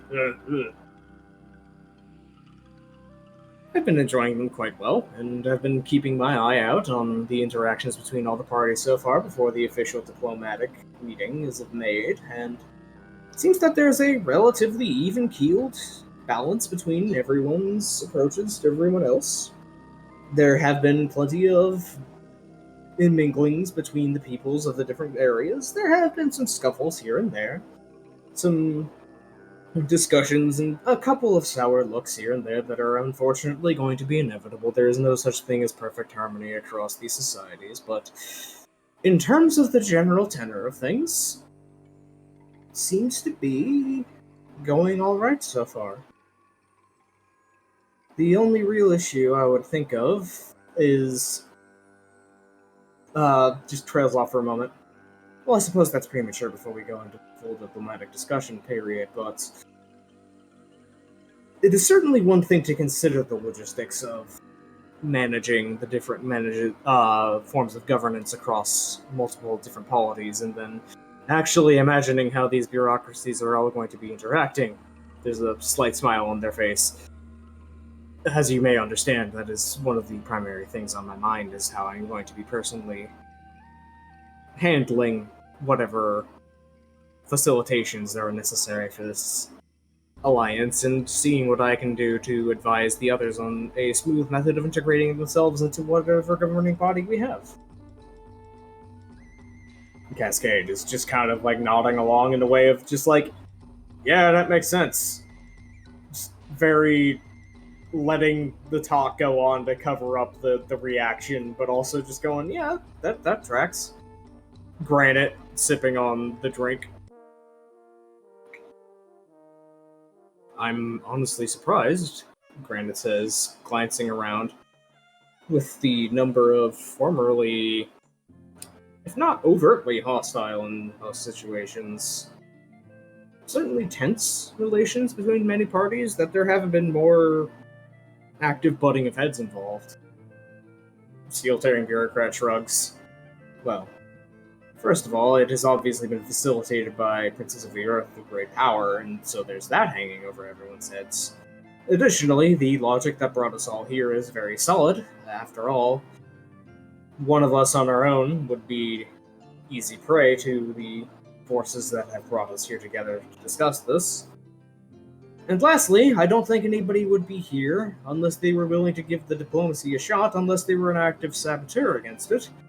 And just glances around in general, I have the feeling that most of the nations and polities here would have a fairly good filter for that sort of thing. Cascade nods on her end for once. Yeah. We vetted most of the people who were going to be coming as official representatives of the Jade Orchid Prefecture. Anybody who just went on their own, of course, was going to be non-representative, and we couldn't account for everyone. But anybody who was going to be coming under our banner, of course, had to be checked under rather strict restrictions. There's just discussion back and forth between, the general governance approach between the two of them. And any input from others on this, or because that's kind of how this will just go? Angler's going to grab Granite and just say, all right, they're going to be at this for the next 2 to 3 hours. Let's go get another drink. Granite just not even going to get involved in the conversation. Just nope. I know what's going on here. Granite just gives an just a very much thank you sigh as just goes over to the other food carts. I'm going to propose an idea for the next scene. Sure. I don't know who the other side of this is, and I don't know if you're actually holding this one to your chest for the lead into the next big part of this, but roll somebody to interact with the satrap. Because that was legitimately a concern of everyone of, okay, but what about Great Falls? Yeah. You give me a fate point, I'll run it, the satrap. The satrap would be avoiding you. Yeah, I would say that Yang would have to go out of the way to get her into a conversation. And a rare, unless fate decides to slam both of us in the same spot for an elongated period of time. No. I also noticed Repose is bumped up into the conversation. Is there contribution to be the made? moment this became a lot of dry, frank discussion about ordinary matters. Yeah. You just slide in and at the appropriate time interject the subject to conversation of, so when we do start carving the stairs, there's going to be a lot of stone that would be easier to move downhill. Stop talking about the bridge again. It'd be easier to move downhill that is a than very up. fair logistical thing, and steel-tearing bureaucrat would be like, yeah, no, economically that would be much more feasible for you to be the ones handling it. We can work out a deal with that and that sort of thing. In terms of labor costs, again, it goes guide the conversation towards how convenient it is that, the amount of distance that is going to be covered by the Grand Stairway is reasonably close to the amount of distance that would be required in paving the road between Trident and Orchid. Yeah, no, you would just start getting that, the logistics of that all starting to settle. What if we improve society somewhat? Who wants to install durable public works? How many sizes of gravel do you know? You are like, baby, watch this. So, I'm going to check a thing.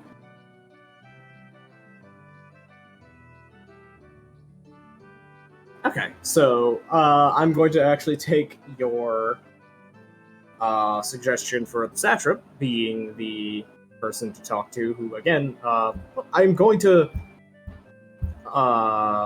this is not her official token, but it is the closest one I've got. I'm going to take the token for Kathik and Ryu from back on the Isle, and I'll just use that for the satrap for now. That's fine. Yeah.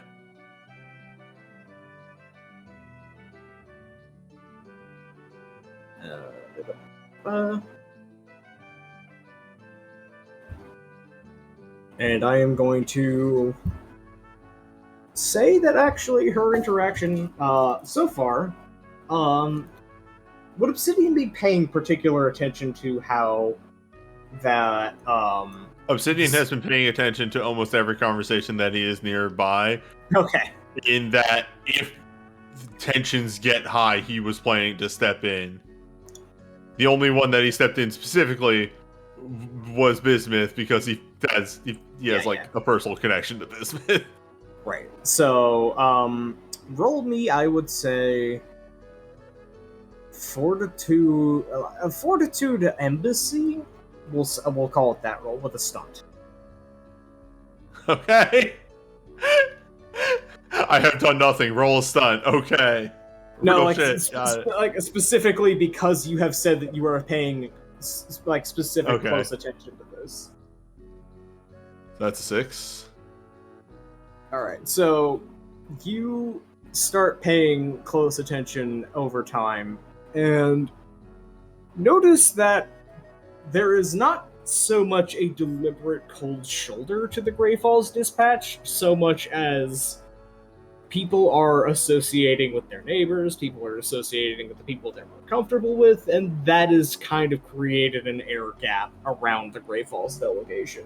There is a degree of some people just going, I'm not fucking interacting with this atrophy, thank you very much. But the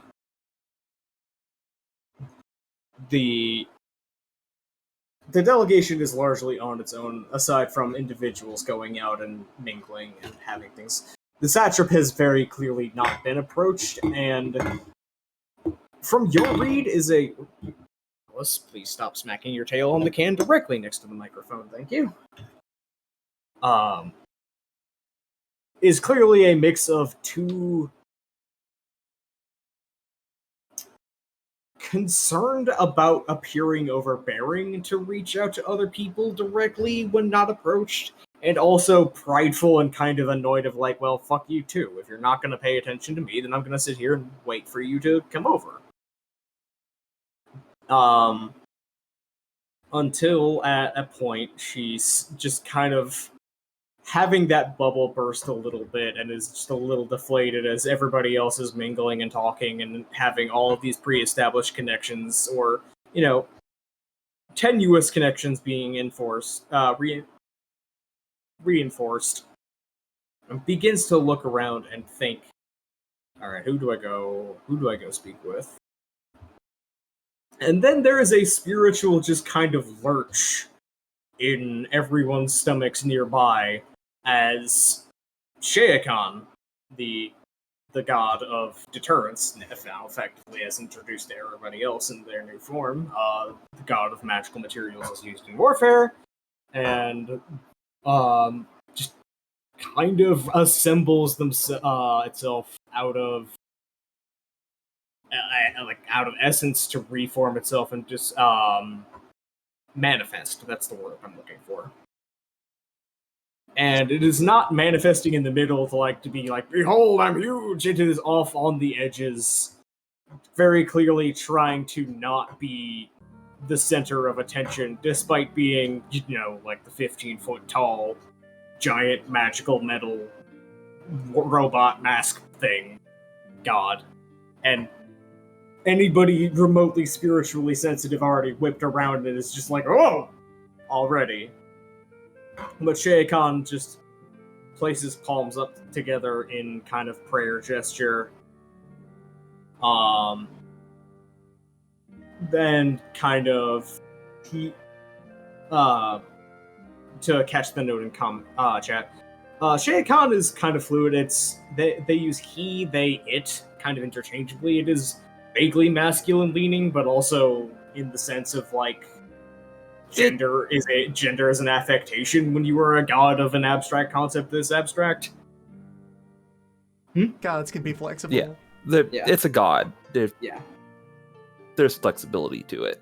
Yeah, I noticed that somebody thought of it, and I just wanted to make it clear, pronouns is important.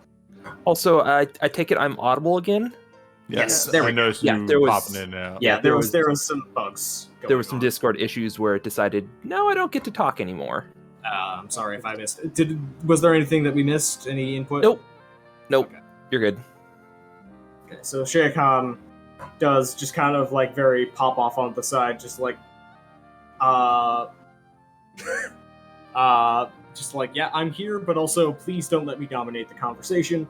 There are still very much people who are gawking at, for a lot of people, this is the first time they have seen a manifested god directly. Unless you are a priest, you tend not to see that unless they're doing big holy holiday things or, from a distance. This is like a giant fucking 15-foot, like, ancient shogunate era god popping up and just being like, hi, no, don't mind me.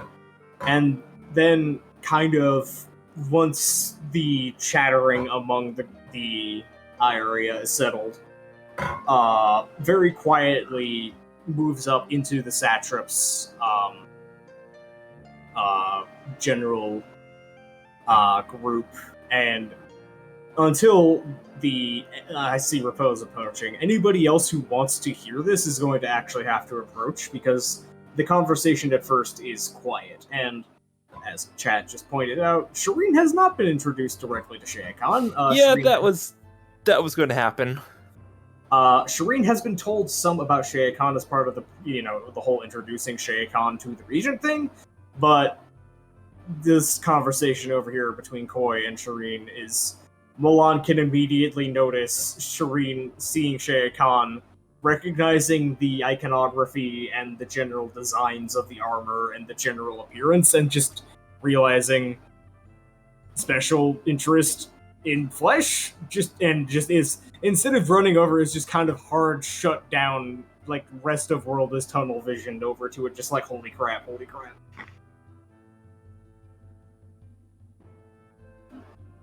But there is a quiet discussion going on between the Shay Khan and the satrap at first, until Repose approaches and Shay Khan looks up. I suppose that you will not mind if the ones who assisted me in this current position would be privy to this conversation. And the satrap looks over, sees Repose, gives a slight sigh. No, yeah, of course, you can. She just gestures. If you wish to participate, you may. After all, this is going to be relevant at the meeting at large, so you might as well get some advanced discussion. Shay Khan tilts the mask in as a bow, then tilts it back out. It is currently mostly comprised of a jade alloy, so the current mask is very kind of outwardly diplomatic and peaceful, but in a way that is composed and very much ready to violence. Like, just that very, very immaculate monk kind of expression of like, I'm calm, I'm serene, I will snap you like a twig if you make me anything else. That is the expression of Jade and Unity as diplomatically, is just, I'm good, don't push me. That is the mask's expression. Be nice until it is time not to be nice. Yes. We were discussing the nature of, well, combinations of administration of the Four Winds Throne and the recovery efforts. I have been informed after its recent issues. I was making sure that they were coming across a pace, which they are, Trip says. As well as staking out initial feeling of perhaps if certain adjustments and concessions could be made to the Immaculate Calendar within Grey Falls itself to account for the shift in protection. And Satrap nods. It is time to acknowledge that this far out, she says, in a very much, I am putting more airs on of being pained by this than I actually am.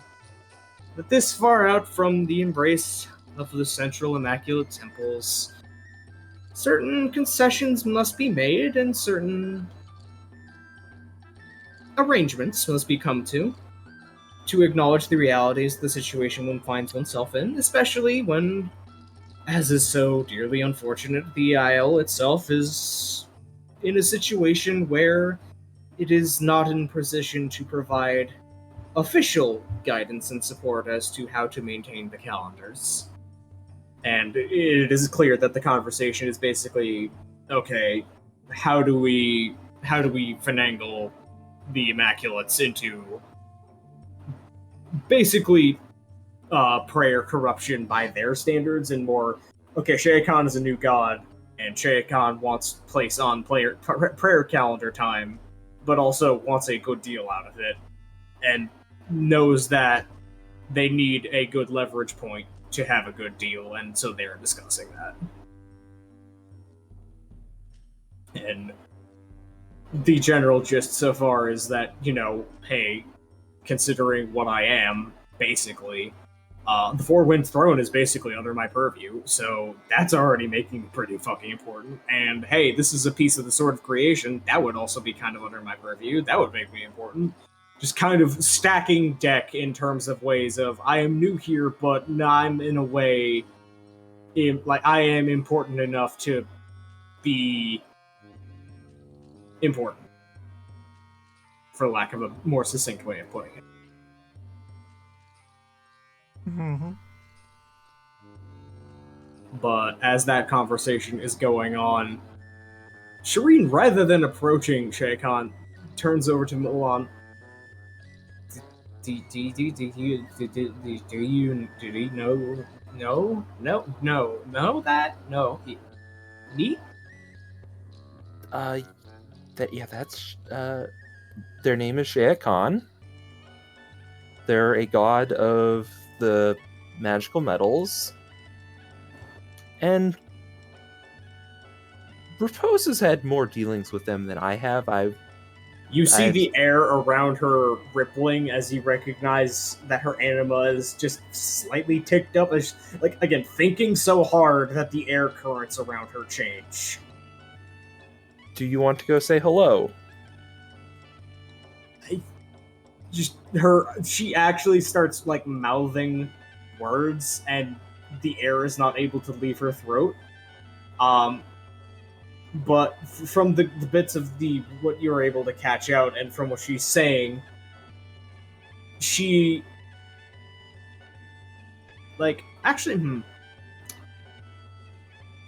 roll me finesse embassy or embassy or integrity, whichever one you would want to do. There are slightly different results depending on which ones you do.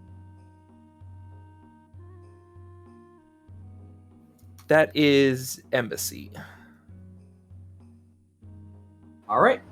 You are able basically to read her body language and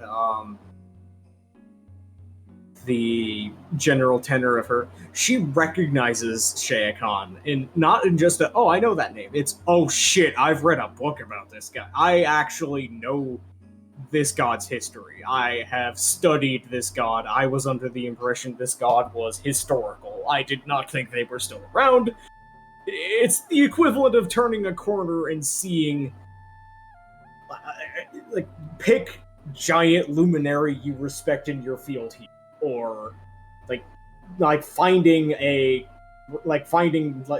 fucking Bigfoot in the woods. Just wait, no, hold up, they're still here.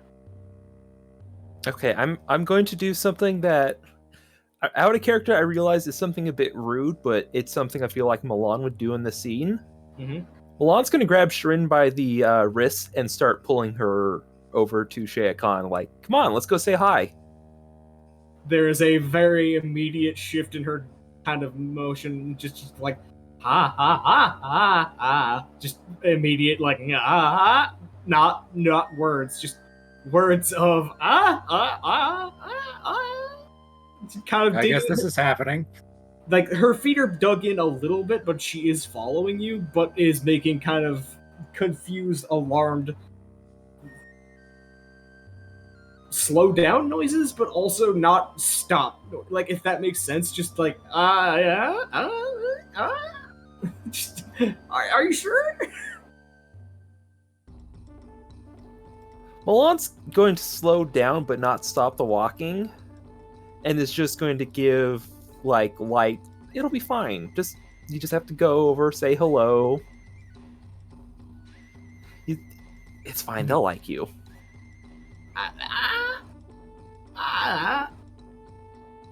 And just it goes into it just starts matching Milan's steps as they go over together. As Shay Khan kind of looks over, and actually to the satrap and repose, actually the mask and the body turn and tilt and are trying to like. There's a visible sense of like trying to triangulate, like a cat trying to triangulate a noise of like, what is that? And Repose can recognize the stance of the god as that's a god that suddenly feels or hears a prayer. That is a god suddenly going, what is, what, hold on, I'm getting a message. Like a loud one. And then turns and is actually, wait, that's a message from in earshot. What? And then, as Repose turns to see Milan leading Shireen over. And looks down to Shireen and then Milan. Shay Khan does not say anything, but briefly looks down at Shireen and then breaks the mask's eye contact to look at Milan and waits for Milan to explain. Shay Khan, this is my friend Lidal Shirin. Shirin, this is Shay Khan, god of the And she likes to continue stammering again for a couple of moments. The 509 masks concealing the 362,880 truths. The god of the five magical materials is applied in warfare in the central shogunate. Yes, we ran into each other while we were dealing with the issue at Gunzoda, and afterwards we reached an accord. But Shay Khan is like the mask is impassive, but the body language shifting is just like unused to this level of devotion and attention, and it's just shifts for a second, then again bows head.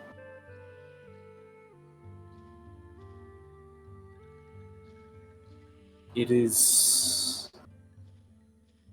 an old feeling for those who know my name. I had thought that I had been forgotten in the modern era. Like, again, as you remember, Shay Khan had been more or less thrown to the side and forgotten, and that is how Purple got the hooks in. And Shireen, as just the same, forgotten is Shireen, and I'm not, like, to the level of you've heard how hard and fast I will go into how she goes. She starts speaking almost faster than any of you can actually track, and faster than I could actually say things out loud unless I really went into it, of just immediately rattling off like paragraph after paragraph and litany after litany and paean after paean of the deeds of Shay Khan in the wars of the shogunate, of the artifacts and the war striders and the manses and the geomantic manipulation, just all of the things that Shay Khan was the overseer and the manager and the enactor and the forge master of, and is just completely racing out of her mouth at top speed, just. And as she is going, her pitch is increasing and her voice is increasing until she is almost yelling it. and her face is screwed up, and she's frowning, and you realize she's not doing this out of excitement. She's doing this out of frustration and no, how dare you? No, you were not forgotten. No, you were not forgotten. No, you were not. And Shea Khan is just sat perfectly still, no movement, listening to this.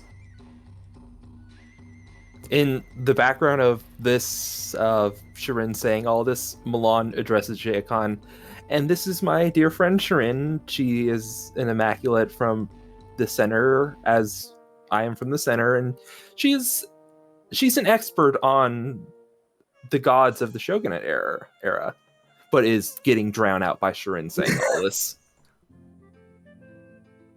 Milan's attempting to introduce people. Over on this margin of the lower dump, just the aside note, she's very good at this. The satrap is kind of just wide-eyed and nodding and just like not even is able to make a sassy joke or an observation. It's just like, fuck. Just, you get the feeling that she had seen Shireen across the way and had just kind of seen, is baby priest, is nervous, is first time in the big city doing big things, and then is now hearing someone speed run an entire fucking theosophy and theological doctorate out of her mouth in the span of like 2 minutes, and it's just like going, holy fuck. Propose is kind of nodding and gesturing along, appraising the flow. Where even at like the extreme focused speed, there's still important structures of how you say the power words she is that are in there. The thing that is, she is not doing this as a way of falling all over herself in the this is a distinctly different way of verbal dumping that she is doing. It is not stammering, it is not repeating herself, it is not searching for the right words, it is saying the right words in the right structure and the right codifications at absolute maximum auctioneer speed. Just like I will throw this information at you loudly to validate you. The only words that get heard out of Milan's mouth are just, she is an expert. Shea Khan eventually very gently raises a hand and she slows down, and the immense hand, big enough that when it rests gently on one of her shoulders, the fingers trail down nearly to the back, like the small of her back. I don't believe I had more profound faith directed at me in my time. I am merely one of the enactors of the will of heaven and the will of those who would carry on the creation ruling mandate. I deserve, and I ask for no more respect than that, and no less. And Shireen is just like, just very wants to push back on that, but it's like, I'm being addressed by a god, I'm being told what to do by a god, I will listen even if I am vibrating fast enough to make the metal make dinging noises. That is having a gentle hand on my shoulder. Just like, no, I want to tell you that you're good, though. I want to tell you that appreciation are flying. Yes. God is telling me not to heap praise on it, but ooh, you're deserving. I wasn't done yet. I'm going. The god is please, this is making me a bit uncomfortable. Shireen, I wasn't done telling you how cool you were.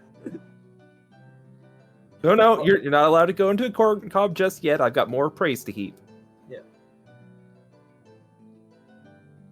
Shea Khan brings the hand back and then bows again. It is good to know at least that some of the lineage of the dragon are continuing to pay homage on the center to their forebearers in the ways that I am accustomed to. And I understand that as time passes that all things will change, and even Orichalcum will erode given enough time, given enough exposure, given enough stresses, heat, wind, water. But it has done more for me than I think you know. That that you know. Shireen is just not like nods very firmly and intensely, like, yeah.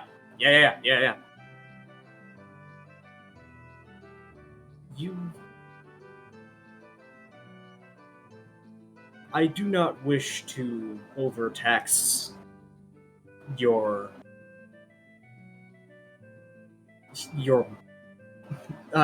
this is not an in-character pause. This is me trying to search for the way that Shea Khan would phrase it. I would not seek to distemper your alloys of your internal humors and emotions via continued excitements, but it seems that if you would wish it, I would be willing to correct a couple of those things in those stories that were not quite right, and perhaps give you some context that you would appreciate. And Shireen is just yells, "Yes, yes, yes." Give me the lore. I want the lore. I would appreciate that. Thank you very much. I would be deeply humbled and grateful for the opportunity. Yes. The lore of this land. And the satrap just looks back to Repose and Shea Khan. Well, I think we have an evangelist, if nothing else, for the Immaculates.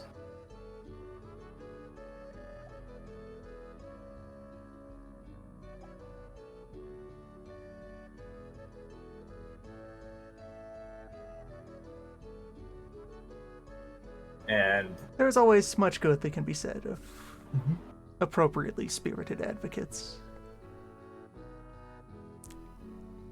And I actually have a subject to bring up with the satrap that also proposed would be going about brandishing before all the other spiritual folk who he has been contacting, just working it edgewise into conversation. yeah, as mentioned, the Grey Roads are here and stuff. Yeah, there's so like the warm up on each approach is going to be different, but the core subject that's going to come up is going to be the same. So for the case of the satrap, that yes, in my time carrying out practice in the area, I have formed an impression that for a region of this scale and of this degree of polity, the local calendar is somewhat sparse.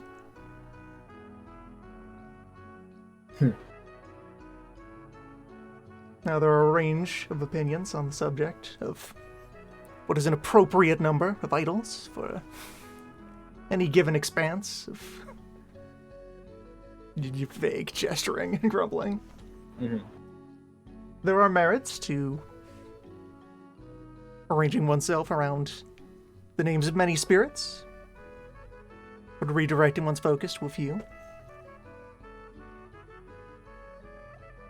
However, the events of this recent year have brought to my attention one crucial factor underlying our apparent underrepresentation of divinities of higher rank that would befit our respective area. You may already realize that this, more than any particular collision of ritual conduct, is the underlying purpose of my calls for spiritual counsel between the practitioners of the area, of which whichever ambassador you so choose to represent you will be present. And while at said council, I will act as though I am making a grand, abrupt revelation. Everyone is being appropriately pre-informed as to the subject so as to be prepared. Such are the terms of our art.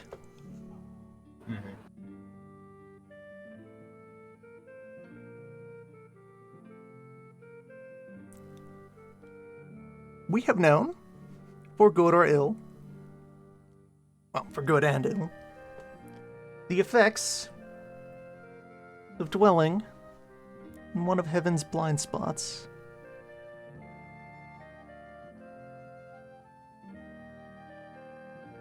To this land, high beyond the mountain, in the shining city, beyond the sky, there are either a number of negligent absentees whose names we could have dragged before the censors, or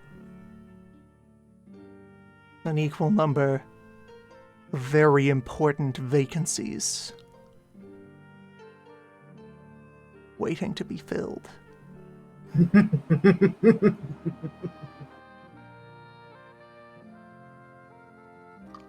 And as the introduction of our esteemed guest and becoming resident has gone without grievous incident as yet,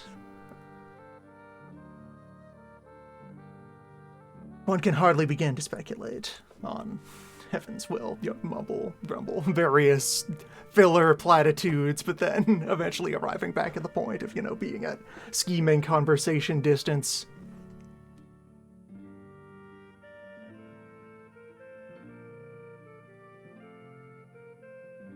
I would count our good friend here as my orders share of the upcoming draft.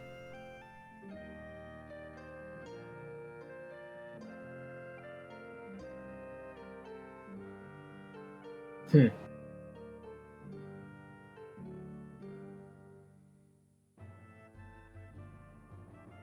satrap just nods. As you and your peers come together and attempt to work out some manner of secular accord, everyone's benefit.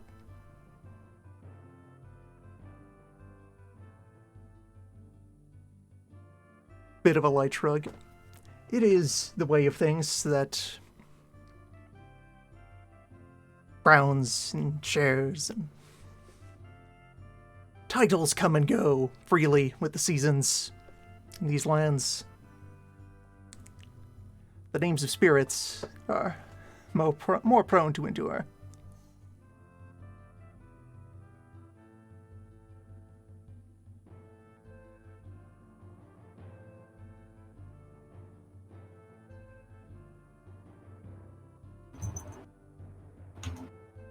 And I can tell you, as a professional,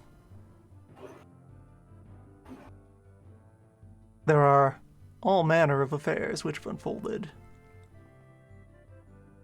in this land over the ages where the absence of appropriate higher powers has left us at a disadvantage when set against.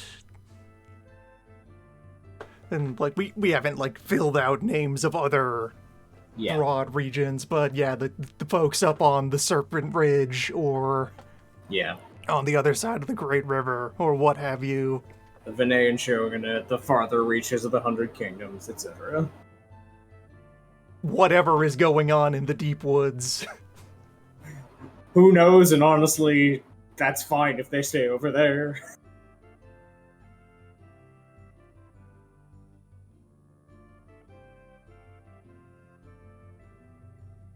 Just as my brother has said and done much to provide his guarantee that each living voice holds equal weight here.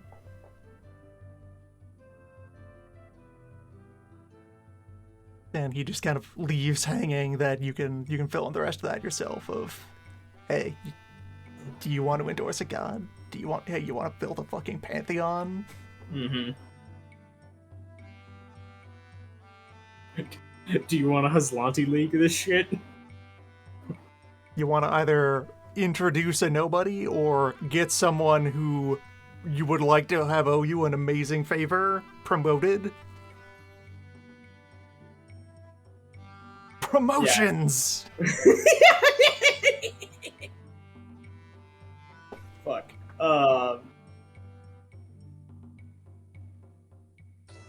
Yeah, no, that would be an extremely powerful thing for any of the spiritual representatives of the peoples to think about. Is just like, wait a minute, Yeah, he is just stressing appropriate levels of scale for whatever stake the people he was talking to would have.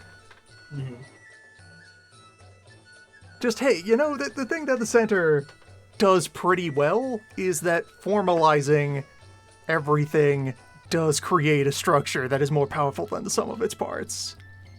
It also knows loudly, when this part's not working, you break its legs.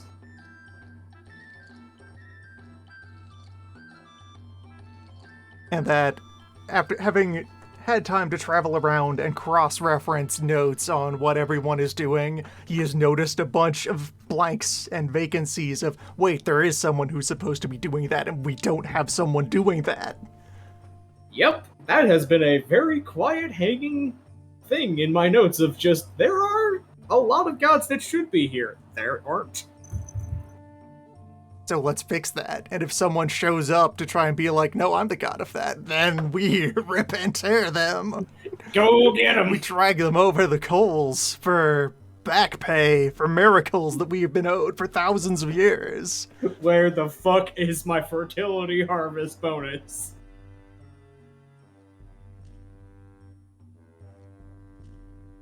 It is time to do moves. Oh god. Eastern deity of cats. Oh no. Cat god. Cat boss.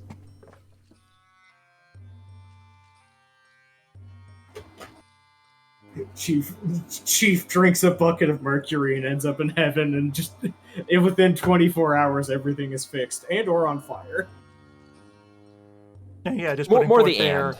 Hey, as a important forward gesture here, I have spent my draft pick on the perfect fit for someone who represents the connection between your city and everyone else here, and the interdependence of everyone involved. Very much telling the satrap, I could have picked any god that would legitimize my cult, but I'm using it on your connection. I could have used my pick to demand that a ghost be present in these arrangements somehow, but instead, I have extended a favor to you. Oh, go on, yeah. I just thought of what Yakume would be doing in this conference. Yes, yes, yes! How many children are Yes. present?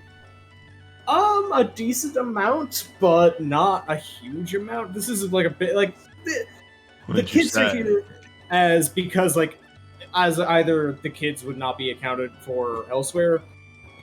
Like, this is a diplomatic conference. There is some festival atmosphere, but a lot of it is, like, business. So there are There's not are gonna be kids. tiny children. There's gonna be like apprentice children. Yes, like, 8 and up, tweens.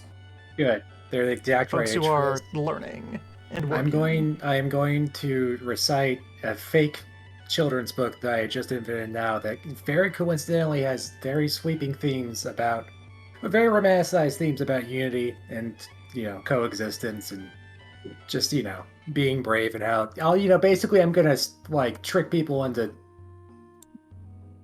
trick people. I'm going to trick you into being nice. Got him. So I guess like I want to set like a stage play and just have like a picture book in short note. All right. Give me a finesse. This isn't a Yakuman costume. Yeah, no. This is finesse performance with a stunt and any charms you have that you can think of throwing on this. Let me look. Sagacious reading of intent? No. Because I'm the one who's going to be making the book, so that wouldn't fucking work. Let's see here. Oh, right, duh. Mimetic Dogma Discipline. I have that. Yep. The exile gives a fiery speech, her essence subtly interfusing and deflecting her audience to spread the word. So, yeah, I guess I'll do that one mode. So I'm just gonna, like, do this to... I don't know how else to phrase this. I'm going to brainwash everyone in the room into being like with a fun, good story of just like, yeah, This you is- know what?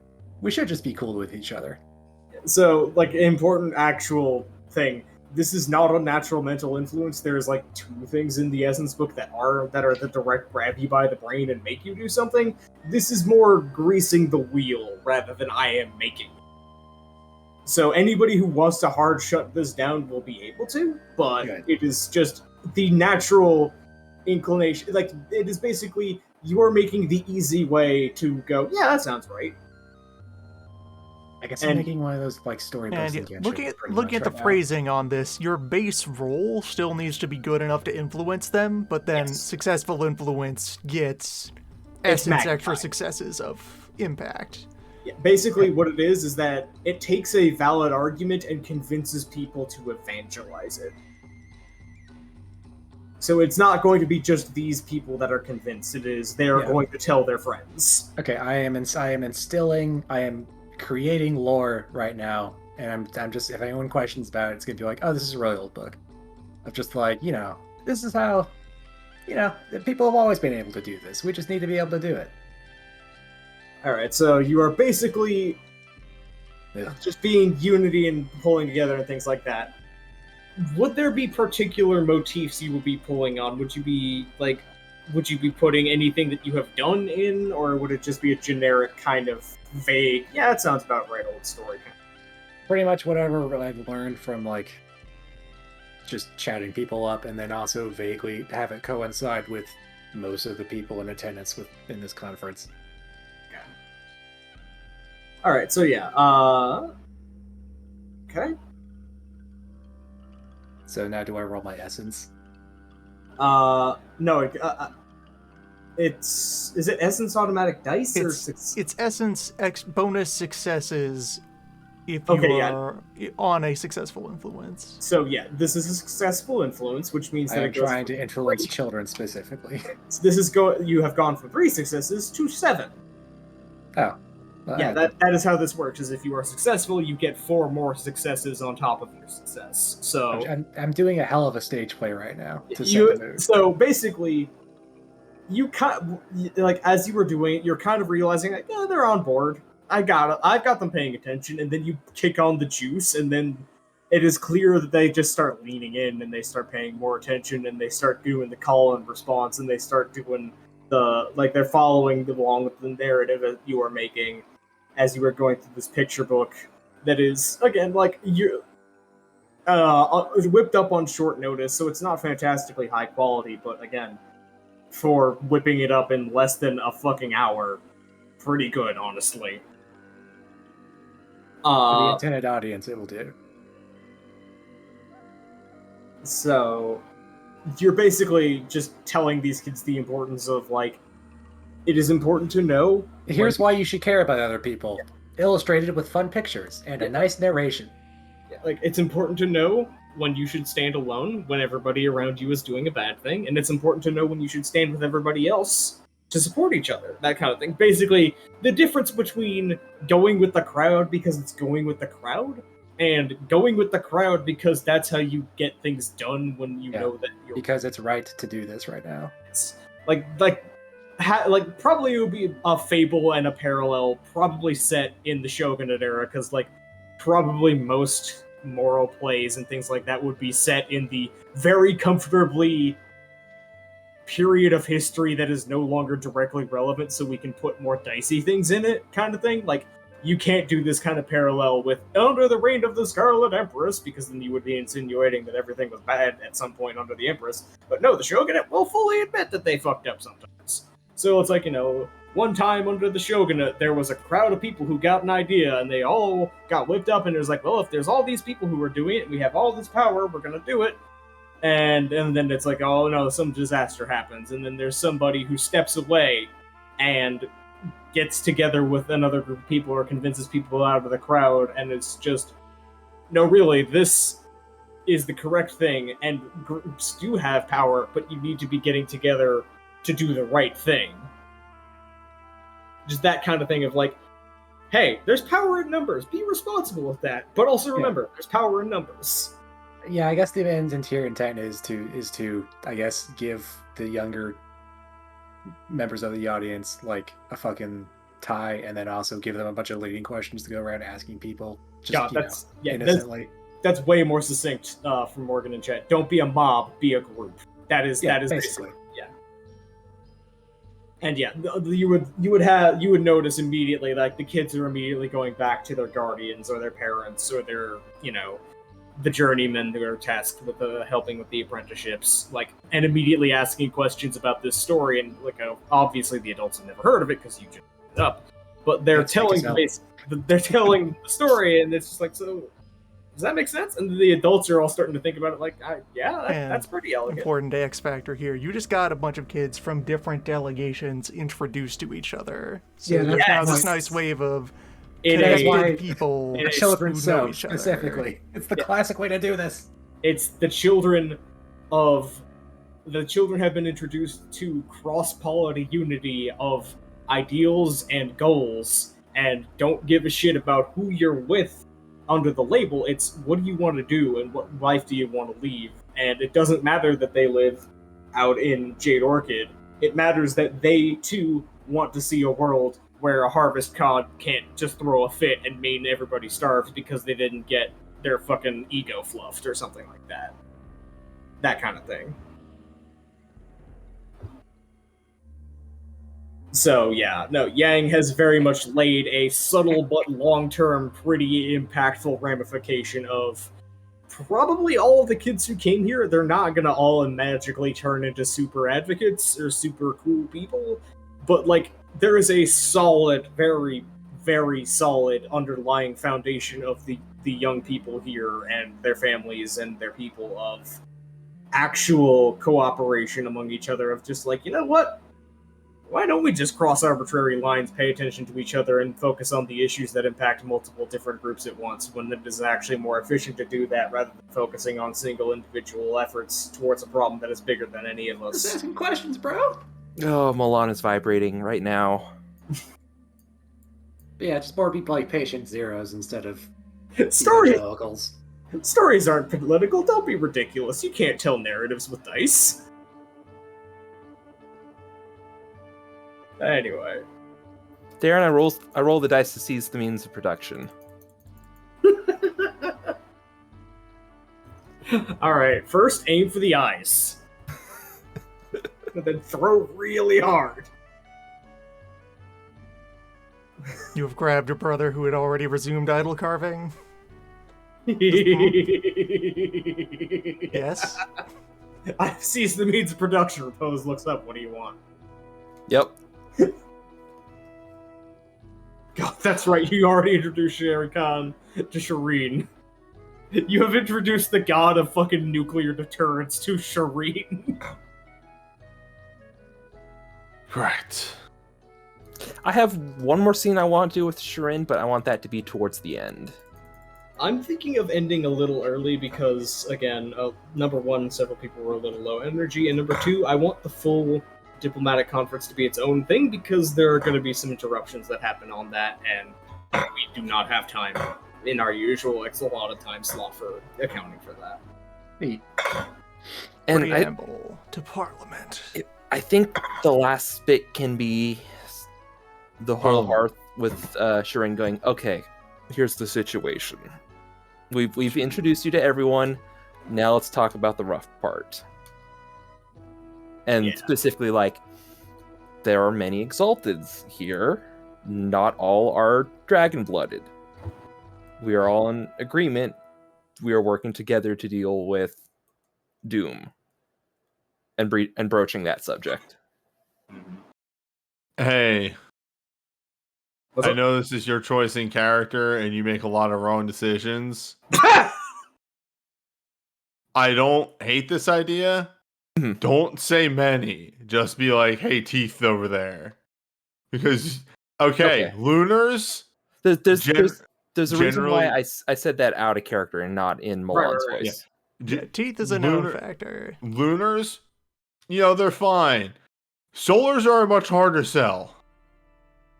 Lunars, you can grit your teeth and go, I pretend I do not see it. Solars are people are still working over having heart attacks at their back, let alone working with them. Reminder. Obsidian looks at the solar and goes, I'm mad at you, only because you're not acting.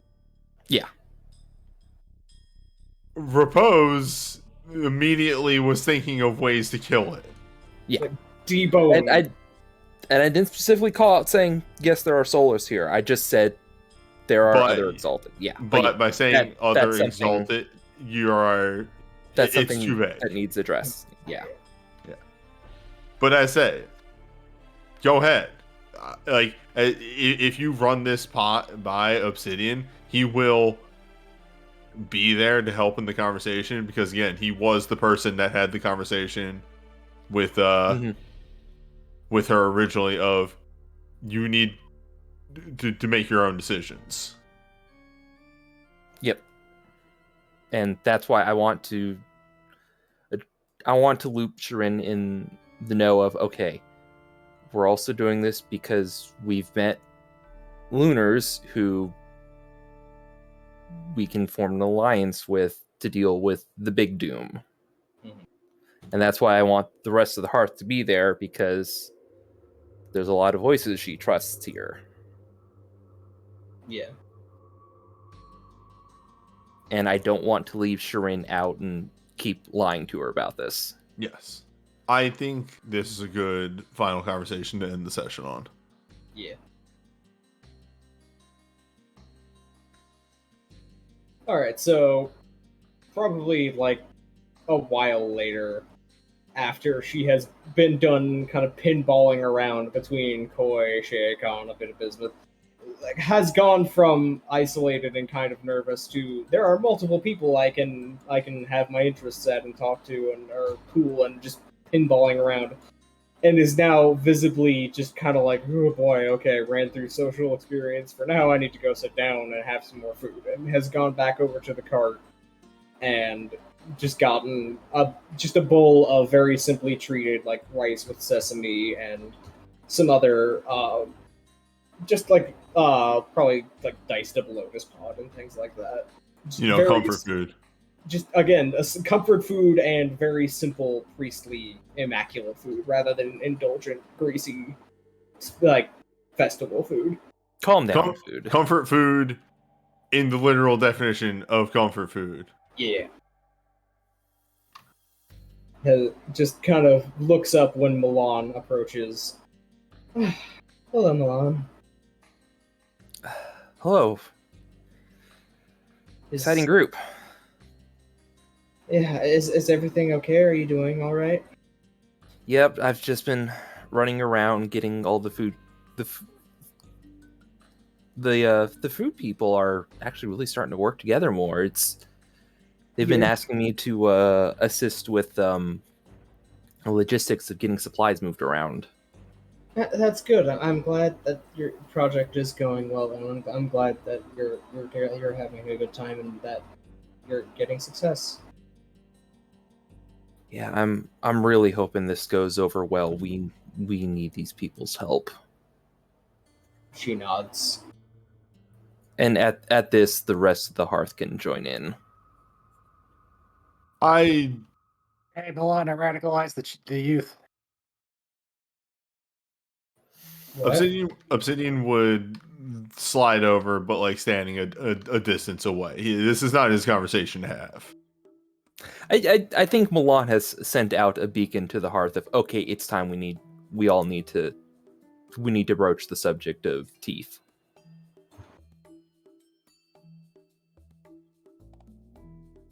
Well, this is awkward. Teeth? That was in No. yeah. That was in like, okay, guys, we need to. Oh no, she jacked the call. Hacker voice, I'm in. Oh no.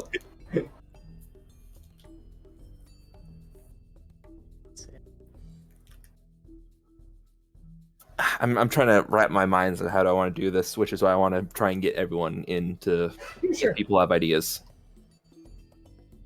I have none. I feel like this is going to be a Milan breaks the ice and everybody else can jump in situation. Okay, so I don't know how to do this in dialogue, but Milan's going to broach the subject of Yeah. part of the reason we're doing this is we need allies against the Abyssal. She would nod along with that, having, like, yeah, that is pretty obvious. Which is why we've invited Sheikon, we've invited the Satrap, we've invited Burr, and we have invited Bismuth. Nodding along.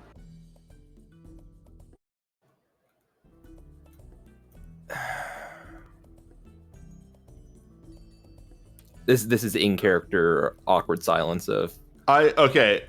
Milan's looking uncomfortable. Obsidian would help chime with in the, and say,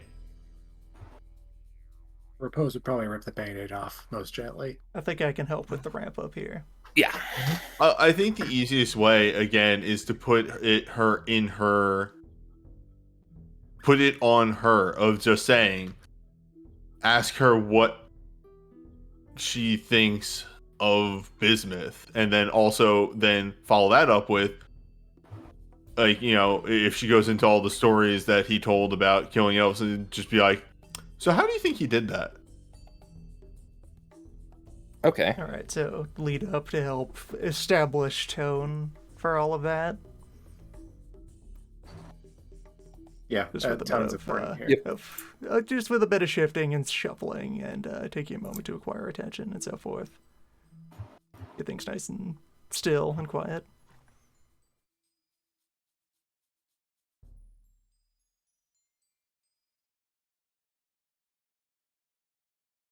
In surviving the beginnings of your noble upbringing and your scholarly training,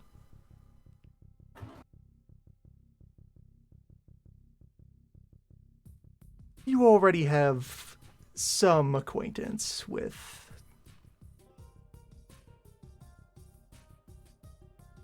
there's a bit of like in character but actually deliberately measured like pause and awkward breath and rasp before settling on.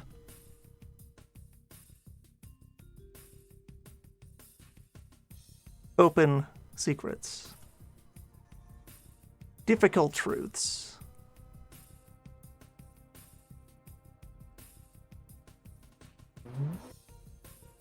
Sensitive topics.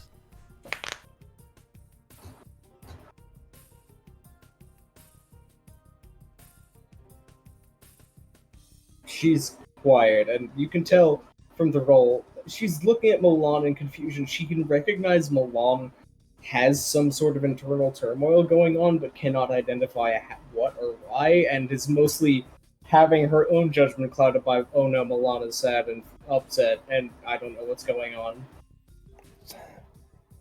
We have asked Bismuth here because we trust him, and he trusts us, and we need his help. Help that only he can provide. I would assume that that's why you would invite him to begin with. That's why you would invite anyone here, right?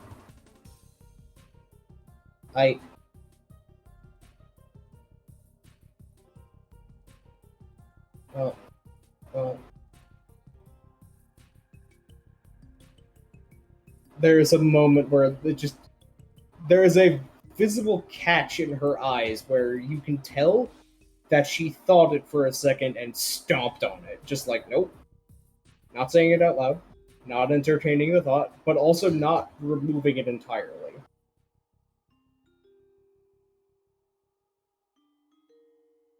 Just the potential of he could be a no.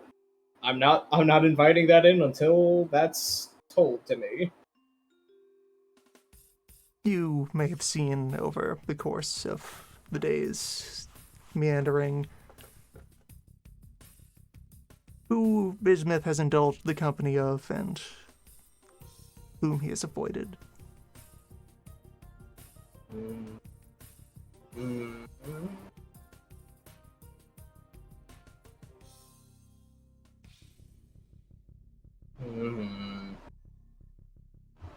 propose we'll take similar deliberate steps of I'm being indirect about this because this is a matter of professional courtesy rather than because I am trying to play around.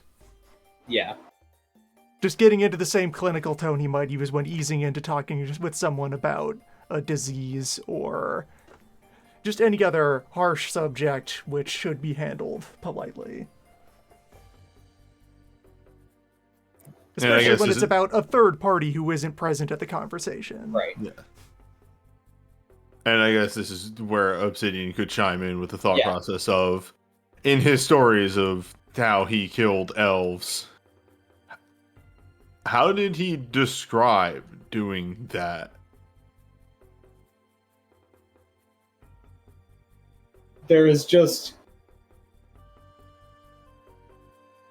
If you didn't know better, you would think that she was trying to set her pitch for a tone for singing. Just this single, sustained, vibrated hum from inside her throat. Which then would be followed up with, in your talk with him, you would have noticed that Bismuth is not one for metaphors or the like. He is very plain in the way he talks. If he spoke of, say, ripping someone's face off, he probably did that precisely.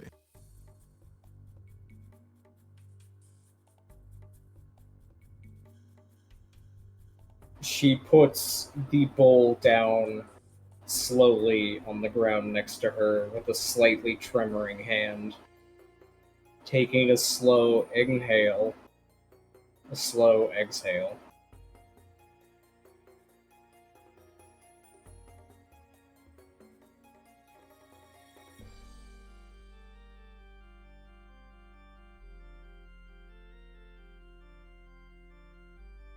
He took their faces. Well, no. He didn't actually take their faces. He took them off. He's not one to do that needlessly. Darren, I'm gonna throw a roll, but I don't know the words for what Milan's saying. I want to redirect Shirin's focus from he's face taker Lunar to he's protective guardian Lunar. Right. So focus on like he's the guardian, he's a protector. Yeah. He voluntarily keeps memories alive by taking identities, is what I remember mostly, basically, right? Yes. Mm-hmm. Yeah, so focus on the fact that it's consensual. That would be... We haven't heard or seen much of how much of a face library he even has. He has a very small one, and yes, Sona is correct. That was the next thing I was going to follow up on. Of, do we know how to tell if it's him? I don't think I've ever seen him not in the form you see him in right now. You have seen him as Bear and as Bear. That is the only two you've ever seen him in, and he doesn't actually have that many more than... Yeah. So I want to throw Embassy... Probably Finesse. Finesse, so. Yeah. And with a stone. Sorry.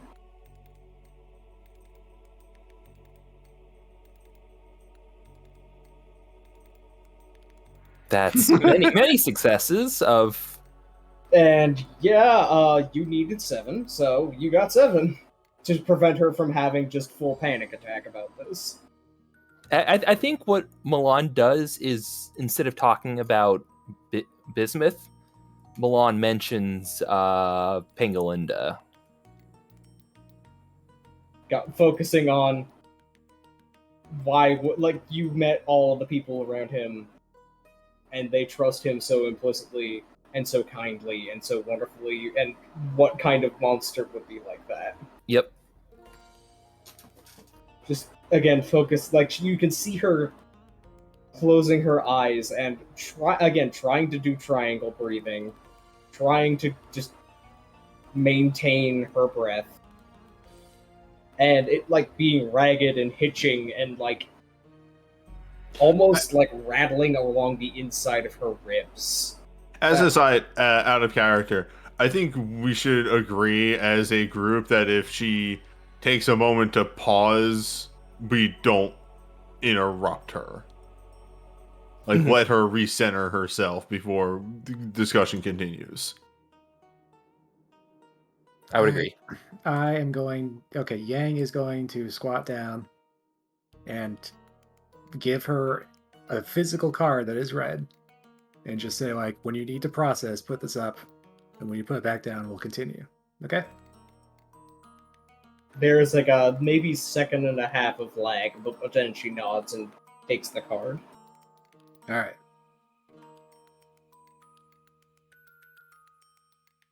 Just immediately puts it between both hands and starts like fiddling her thumbs and her forefingers together across, like just kind of working them together across the edges of the card, but does not hold it. You really need to stop doing this to me, Darren. Well, that was me talking about myself. As somebody who frequently fiddles with his work ID constantly. Yup, I have a lanyard and I have a button on it that has a button on the back that I will spin with my thumb constantly if I'm not paying attention. But Anyway. just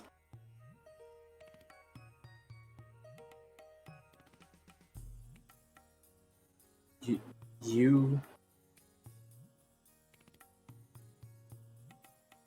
trust him. With my life. Has he been in a position to take it? Yes. Yeah.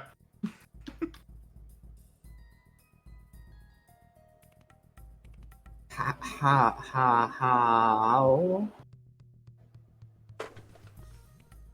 He's been hurt and taken advantage of and abused, and he needed help. Her face is a fucking tapestry of emotions right now. Mostly just concern and still repressing her own panic and just thoughts, but But somebody was speaking. I was gonna say, remember the ribbing that Koi had given him? The mention of inaction? She nods. The inaction wasn't due to laziness or disregard. The man was in a depression fugue.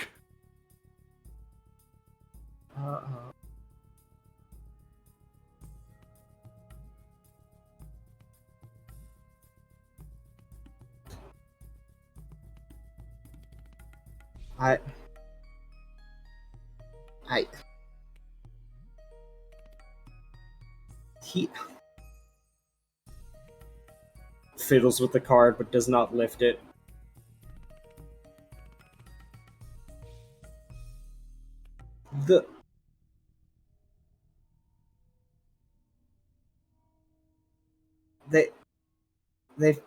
They fight the Fae, the Raksha. Nods. Is outlet for the violence, the anger, the lunacy. How? When? How? What if that stops? What if that stops?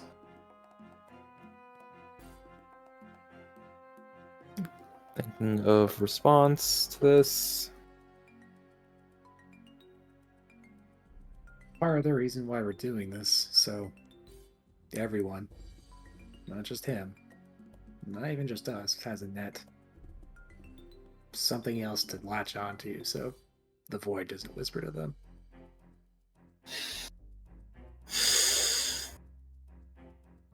Any one person is equally capable of solving problems as they are causing them. I mean, it's not like I'm asking you to believe that not all Lunars are. I mean, some people are assholes. The dude who hurt him, for example, we're not gonna come into your office next week and say like, oh, now you have to like this one. He is not one of the eldest of them, who formed the old realm and tyrannized the old realm, nor, it would seem, of the subsequent generations who attempted to depose the shoguns. What evidence we have seen of his life and his deeds is much as you have seen of him today. They He is a keeper of peoples and places. can do that? Darren, I'd like to make a sagacity roll because I don't remember personally offhand about aspects of the moon that would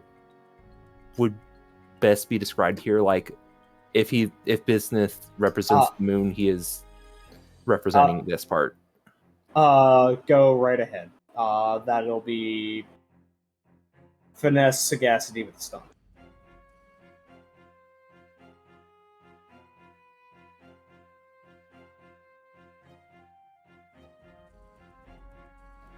Five successes for thinking about the moon. He's the full moon, and the moon itself is liminality. It's change. It's the borders. It's shifting. The moon represents change. The moon represents the possible and the impossible and the delineation between them.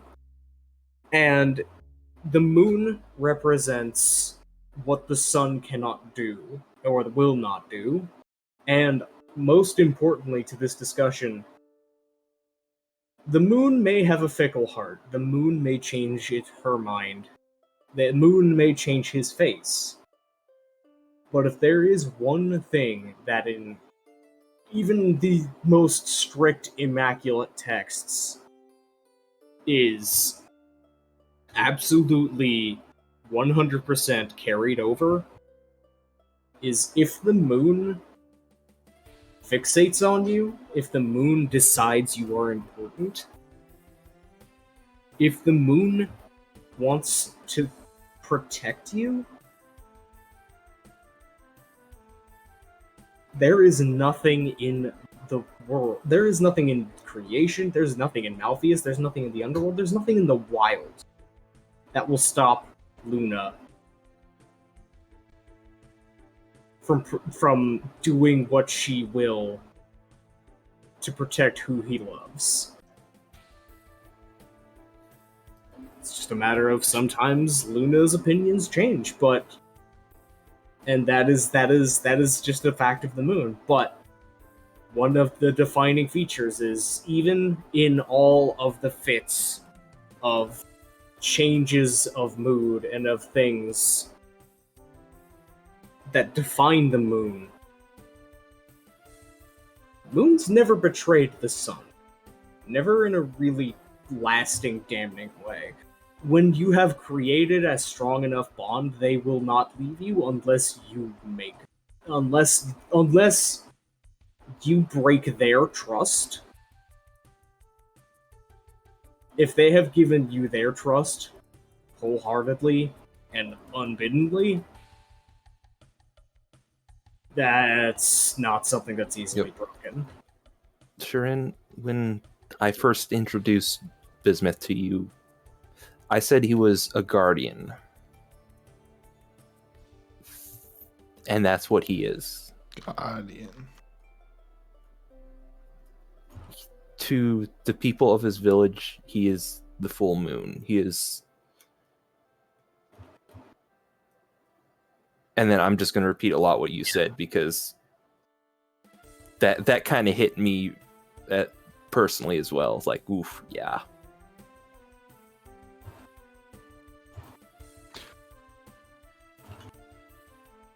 Sharon, you asked if there was ever a situation where Bismuth would attack any of us or any of the other people of the realm.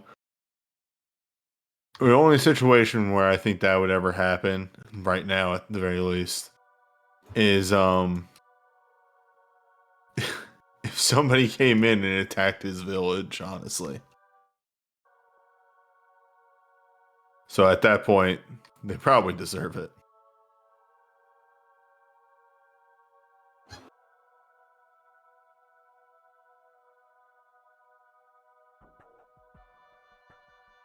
I mean, yeah, if we showed up on his front doorstep and started airing his dirty laundry, he didn't hurt us. She flicks up the red card just slightly, but not all the way, just because of visual pause for a second. Mm-hmm. As she is thinking. And her hand is over her mouth as she's screws her eyes shut.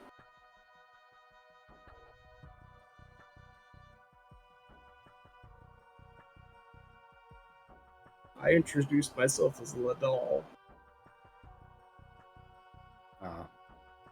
Yeah. He still spoke with you, and I think he still likes you. He clearly... I introduced myself as the thing that would threaten the... And he still likes you. And he still likes you. Because he is judging you not on your family name, but on you. As Shireen. Not as Ladal, as Shireen. She's gone a little glassy-eyed at this point, but just nods at that, just trying to... It is not a matter of I don't accept that happened. It is I accept that happened, and now my brain has to figure out what, how. I introduced myself as hello. I am from family. Will kill your entire adopted family. And you kept what? How?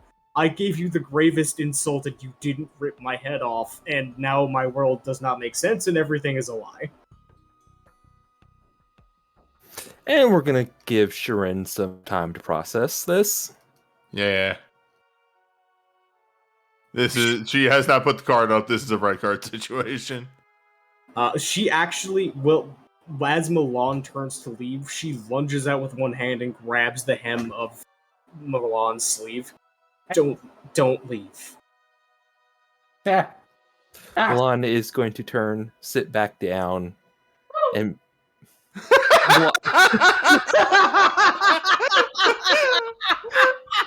That's Yang walking away as he sees that. oh, Milan's going to put his hand onto hers. She just leans into your shoulder at this point. And I think that's a good point to end the session. Yep.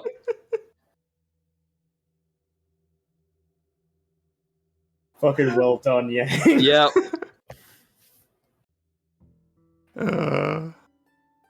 Next time, the actual meeting of the diplomacy.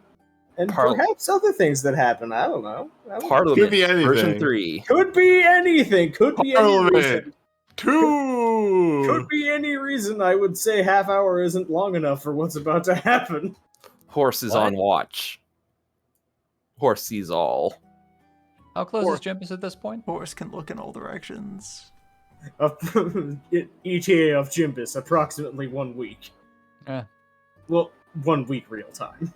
Fair. Next time. Metal Gear Solid 4 cut-in of Jimbus slowly approaching during Parliament. Fucking Mount Snakemore emerging from the top of Jimbus.